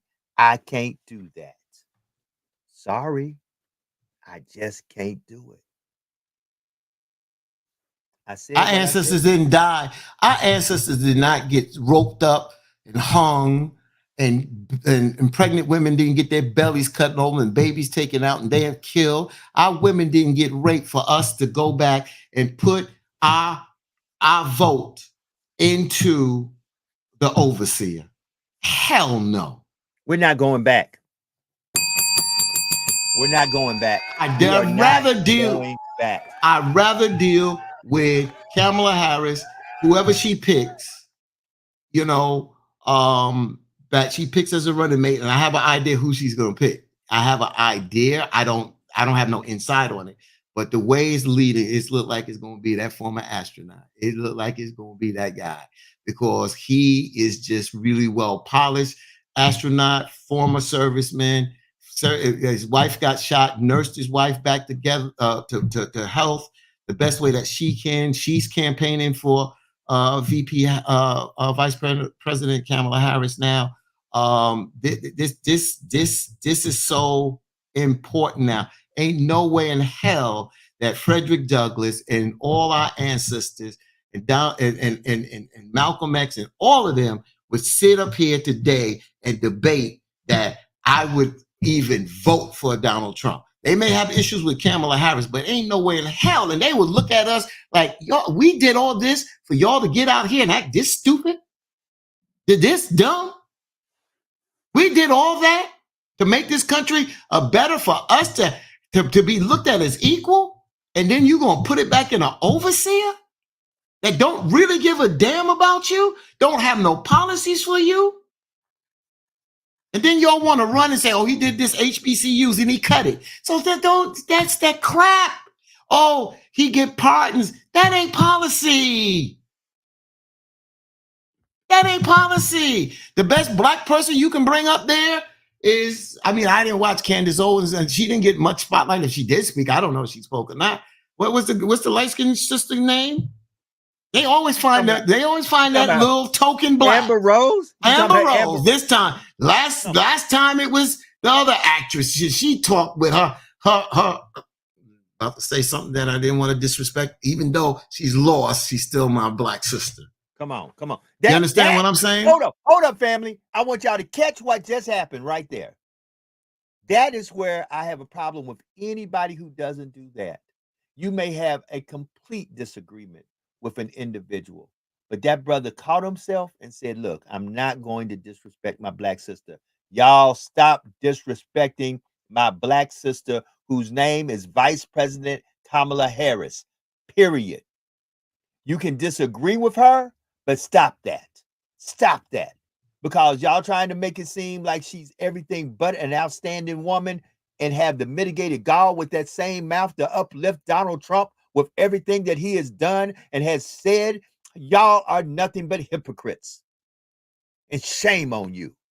Shame on you. So Eddie Bauman said, don't talk about tokens unless you deal with the Democrat token. So let's talk about this. So you put black people up in the Republican Party, but the Republican Party don't push no policies for black folks. They don't elect did they? Did Clarence Thomas to the Supreme Court? Yep. And look what he has done. And look what he has dismantled. So when you talk about token blacks, there's no token. I don't want to use the word no token blacks, But when you start seeing blacks over on the Democratic side, it's because they can benefit. They can bring up policy. They can bring up things that has helped them and their families. They can bring up issues that are concern them, that the Democratic Party address. You cannot get the Republican Party to address police brutality because they're scared to, because you're giving it to the blacks. We got to talk about law and order. Oh, how do you talk about law and order when you're supporting a felon? You're so hypocritical. You got your head in your asses. So when you make these statements, I keep telling y'all, you're coming for the wrong black man, instead of me, because I see through y'all. I see through y'all, and you don't stand on anything. So let's think about this. And I'm getting ready to look up the name. Let me look it up right quick and make sure I got the proper name. I've been doing so much other stuff. Hold up. Who's the former black RNC chairman? Michael Steele. Michael and Steele. They fired him. And he did a great job. And they fired him. Stop. Don't get into it, Fatim. Let me set the table. Then you can go. Michael Steele, who was the chairman of the RNC, who is no longer the chairman of the RNC. I'm not going to all the particulars. I'll let Fatim go through that. But he now is one of the biggest advocates for talking about why the RNC and the Republican Party is not for black and brown folks or for America. He is one of the biggest proponents of talking about right now. If you ask Michael Steele who he's voting for in this up and coming election, he'll tell you Vice President Kamala Harris. That is a former black RNC chairman who was deep in the back rooms of the RNC. Think about that, family. And as Ms. Dre said, all skin folks ain't kin folks. The floor is yours, brother Fatim. Brother, that's all I have to say. Michael Steele delivered for the Republican Party. He delivered a Republican president, and then they still fired him. Still fired him. Now he's part of the Lincoln Project. Oh God, he's part of the Lincoln Project that goes against the Republican Party. And he still considers himself a Republican. He's not a Democrat. He didn't leave the party. He's still a registered Republican. I saw an interview with him where he said, as a registered Republican, I am voting for Vice President Kamala Harris. Period. So listen, family, and understand this. Please understand this. Whoever you decide to vote for, that is your choice and your right. Woe be unto me to tell you, don't go vote. Go vote. Vote your heart. Vote who you feel would be the best person for this country. And understand this. No matter what you do, one day you'll have to answer for all your actions in front of somebody much bigger than me. Just remember that. Brother Fatim. That's it, brother. I'm about to send you something. I'm about to send you something, and I want you to post this, my brother. I'm about to send you something, so we can continue to talk. Again, it's not much to say on this, at the end of the day, we really have brother, to. I want to send you something. Okay, you send it to me via message? Yeah, I'm a messenger in a minute. Yeah. Okay, so listen, family, and let me say this, and let me be very clear with what I'm about to say. The sadness in my spirit is it seems to be there is a great disdain for us hating one another. Once again, we have what I call the Mr. Charlie syndrome. We love Mr. Charlie on the other side of town. Mr. Charlie, a good man. Mr. Charlie ain't never did me no wrong. Mr. Charlie, I love me, Mr. Charlie. I love Candyland. Candyland is my land. I love me some Candyland. You love Candyland, but you hate your next door neighbor. You love Candyland, but you hate your next door neighbor who is black and brown just like you. But you love the folks that live across town. You want to get you a house across town. You want to live and be like them folk across town. You want to drive a car like them folks across town. You want to, guess what? You can do all that on your side of town. I sent it to you, messenger. I want you to put this up there. I want you to put this up there, my brother. Put it up there, brother. Hold on. Wait 1 minute. Wait 1 minute. We're about to clear the room. We're about to clear the room. We're about to clear the room. Now, take that. So I don't stand with a Republican, huh? Okay. You see what I'm saying? You That's see the what I'm chairman. saying? Hold it. And at that time, I'm pretty sure he the chairman or the former Yes, he chairman. was. At Yes, he that was. time, because I see that picture, and I think I've got one of them too with me and him, but I ain't going. But at that time, he was still the chairman of the RNC. Exactly. So what I'm trying to say is, you think that we so stuck, and it's not just about taking a picture, it's about working with him. I worked with Michael Steele when he was the lieutenant governor of Maryland. Come on now. Come on. Republican he was the what? lieutenant governor of Maryland. Okay. You understand what I'm saying? So watch what Fatim just did. Some of y'all only scratched the surface. Y'all don't know how deep this thing goes. When you see people in position, you don't know the positions they had before the position they got to get them to where they're at. Now, that works normally in normal politics. But with this new Trumpism, you're right. This person could have been working at Foot Locker selling shoes, and now he's the Secretary of Defense. That is the inherent difference of when you look at when Trump was in office and the people that he filled positions with, those folks wasn't even qualified, had no experience. Half of them didn't even know what they were doing. Y'all got the mitigated gall and audacity to talk about my sister Kamala Harris. Let me tell you something, Barack and Michelle behind her now. Hold up. Not only that, there's a lot more people behind her now. The Divine Nine is behind her now. I got OES sisters. I got Mason brothers. They behind her now. We got a lot of folks that you can't even see. We got young folks that y'all were talking about. Oh, they're going to be on the sidelines. They ain't doing nothing. They ain't going to vote for either one of these old geezers. And the only old geezer we voting for is Trump. Now them young folks done woke up and said, oh, one old geezer is gone. And guess what? We ain't voting for the other old geezer either. Get ready, y'all.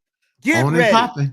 Get ready. I'm telling you, if y'all are so, listen, I'm willing to come on here with orange face and a flipped up wig if Trump wins. Are you willing to come on here with pearls and a pantsuit and a wig on saying, I apologize to all my good sisters, because now I have to say all hail to the president of the United States of America, President Kamala Harris. And listen, y'all come one more time with that Kamala. Like this is wrestling. I done told you, if you're out there posting that picture of the wrestler Kamala, trying to make a comparison to him, which that should be offensive to everybody who understands why they brought Kamala into the wrestling ring and how they portrayed him as this wild bushman out of Africa. No. Listen, unfriend me. Don't even wait for me to do it. Unfriend me now. So one of the things I was saying, and I'm going back to it, and it's not about just me. I'm just trying to show you that it was not just a photo op with Michael Steele. It's just that, like I said, I worked with him as former lieutenant governor of Maryland. There were some things that we decided to work with, and we reached out to different Republicans, black and white. You got to realize that Newt Gingrich and Reverend Sharpton and George Bush worked together on projects. So that's what I'm trying to say. You come on here and you try to marry us to the Democratic Party like we don't understand about working bipartisan and working across the aisle. But we're not going to work across the aisle when those folks don't want to work with us and they don't have no policy that's going to benefit this country. That's the difference. Back then, I'm not putting Republicans on a pedestal, but you had a better kind of working relationship. Newt Gingrich didn't deal with Reverend Sharpton when he was in power. George Bush, but they decided, you know what? This is so important. They looped Reverend Sharpton in. Newt Gingrich and George Bush the son. And they worked together. We have a show opening where George Bush came on and he said, I'm working with Reverend Sharpton because he's done A, B, and C with the education and getting this done in the black community. Y'all just get caught up in this whole Trump crap, this MAGA crap. And now y'all, I try not to call nobody a maggot, but this whole MAGA stuff that now we're driving up the hate in this country. How do you back a man that said they was good on both sides in Charlottesville, Virginia, where a woman lost her life? Y'all don't. It's not that y'all don't see it. You don't want to see it. You don't want to see it. You stepped in mess. You trapped it in your house, but you don't want to smell it because then you'll realize you stepped in mess and you brought it in your house. But that's one thing we don't want to bring into the White House is that kind of mess that y'all have, that y'all are bringing to the party. Listen, we had 4 years of Trump. You saw what, actually ask yourself, as a person of color, how did you feel those 4 years with certain things that occurred with President Trump being in the White House? Come on, we're not talking about, let's talk policy. Let's talk about rhetoric.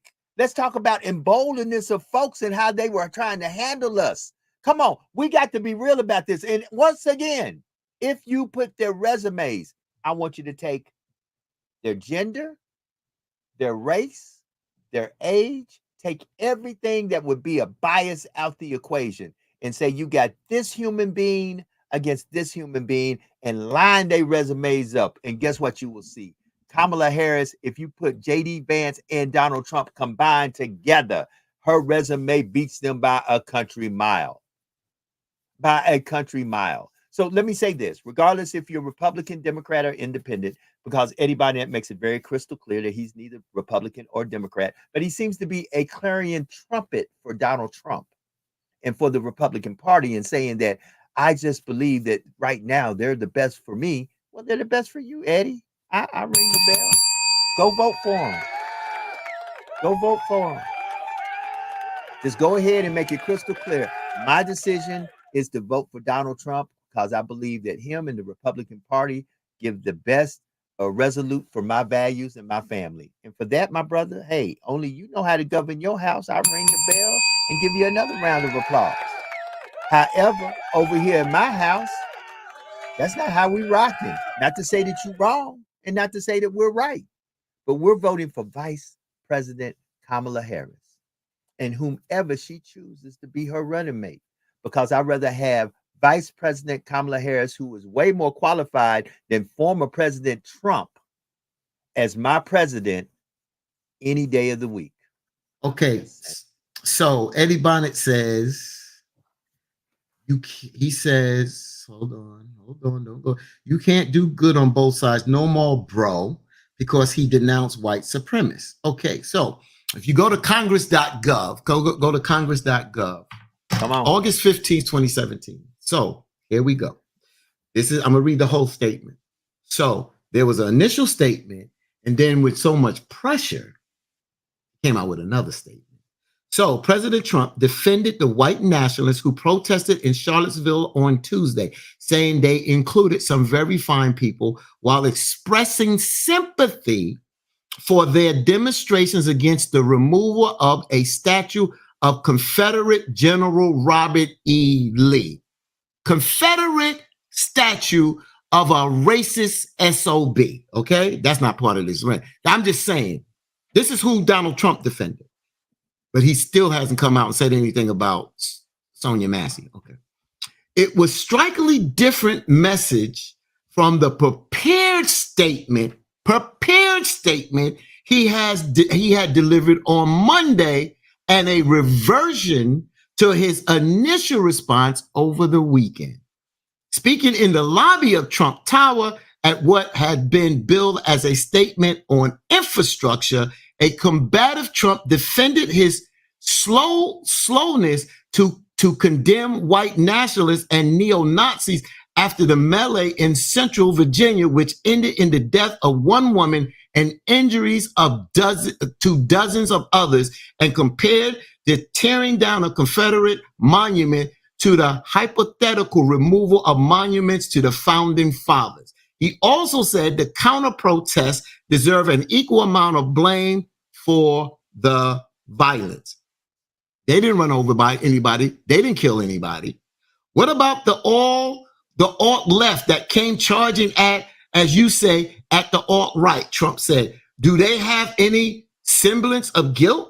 I condemn neo-Nazis. I condemn many different groups, but not all of those were neo-Nazis. Believe me, he said. You had many people in the group other than neo-Nazis and white nationalists, Trump said, The press has treated them absolutely unfairly. Isn't that similar to January 6th?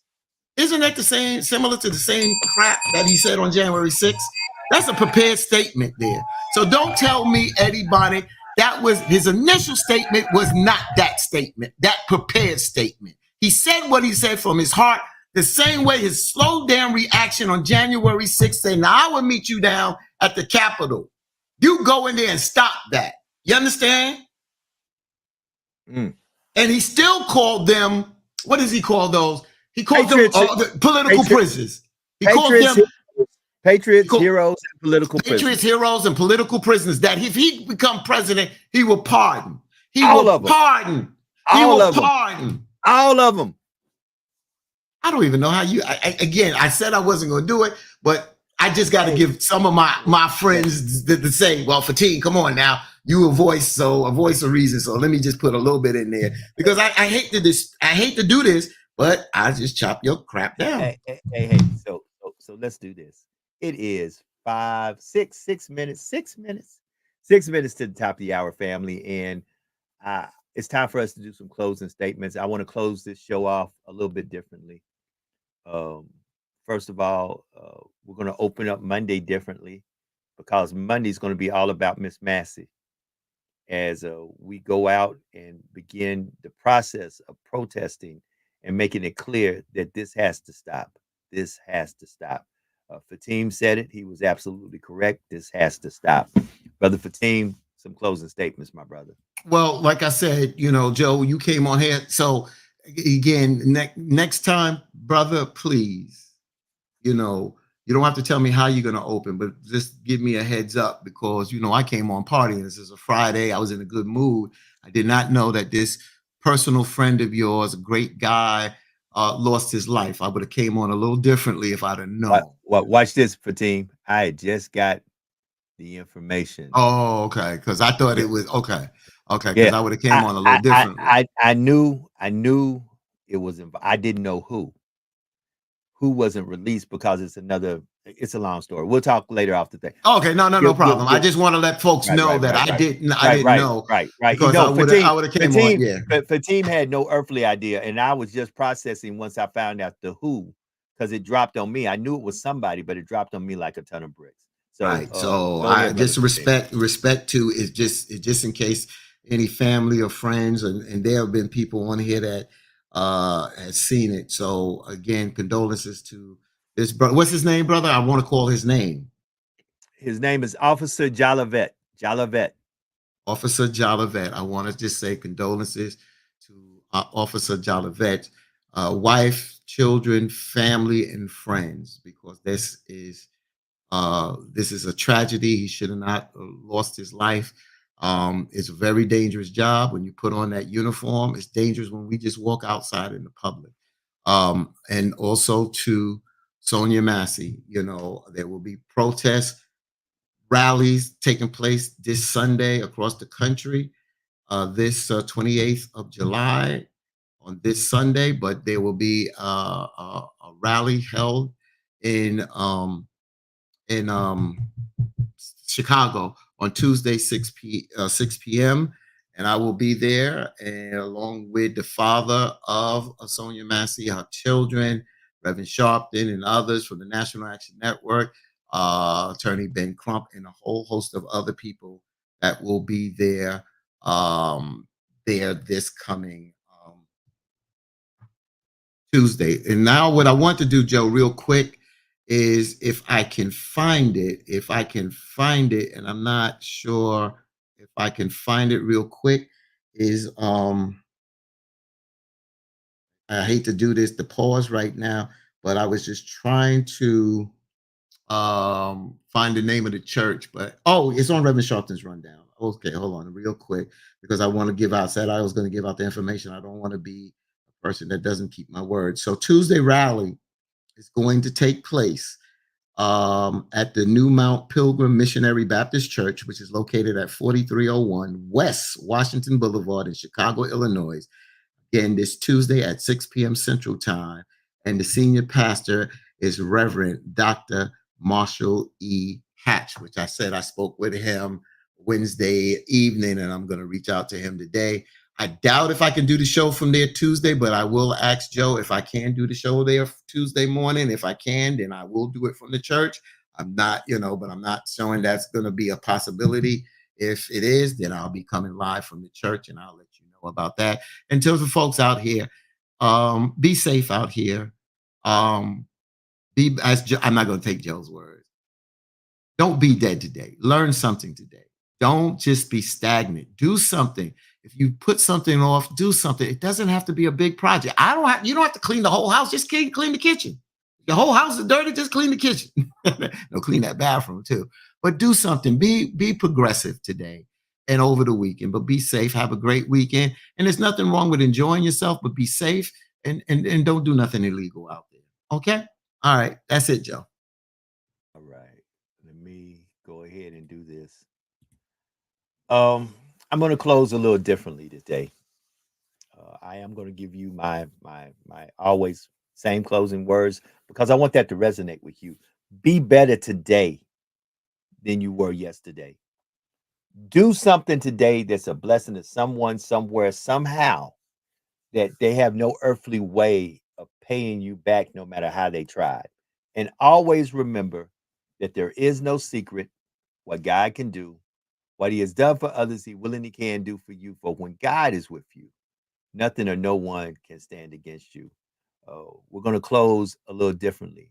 I'm going to post this man's picture up for a reason. I want you to remember this young man. Y'all have a blessed day.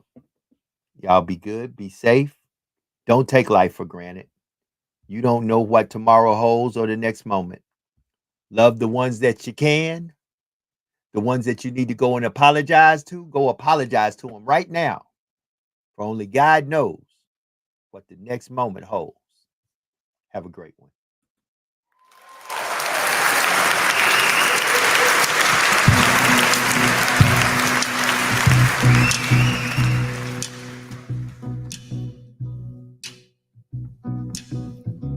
The night turned cold, and the stars look down. And you hug yourself on the cold, cold ground. You wake the morning in a stranger's cold. No one would just see. You ask yourself, who'd watch for me? My only friend, who could it be? It's hard to say it. I hate to say it, but it's probably me. When your belly is empty, the hunger's so real. You're too proud to beg, you're too dumb to steal.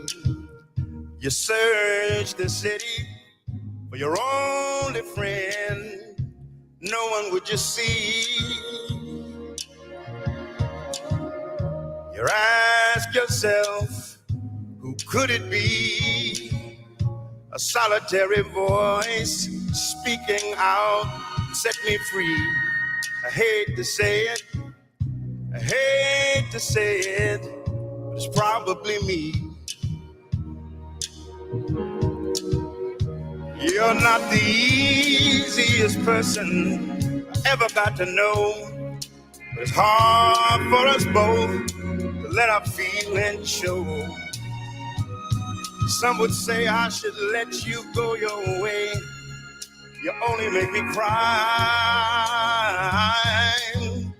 But if there's one guy, just one guy, who would lay down his life for you and I had to say it.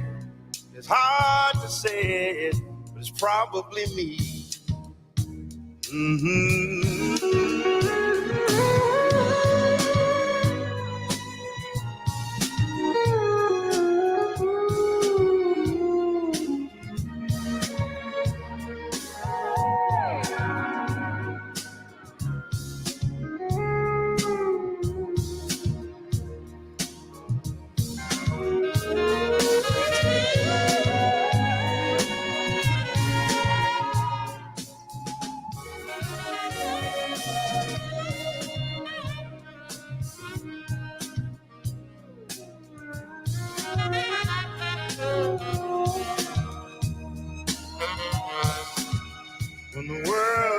going crazy.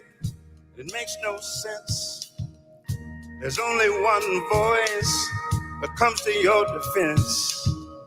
The jury is out. Your eyes search the room. The only friendly face is all you need to see.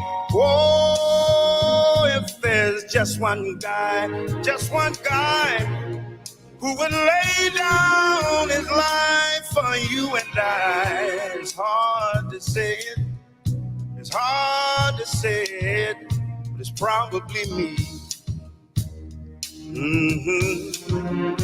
It's hard to say it. It's hard to say it. It's probably me. Oh, it's hard to say it. It's hard to say it, but it's probably me. Oh, I will lay down my life. I will lay down my life for you. Oh, hey.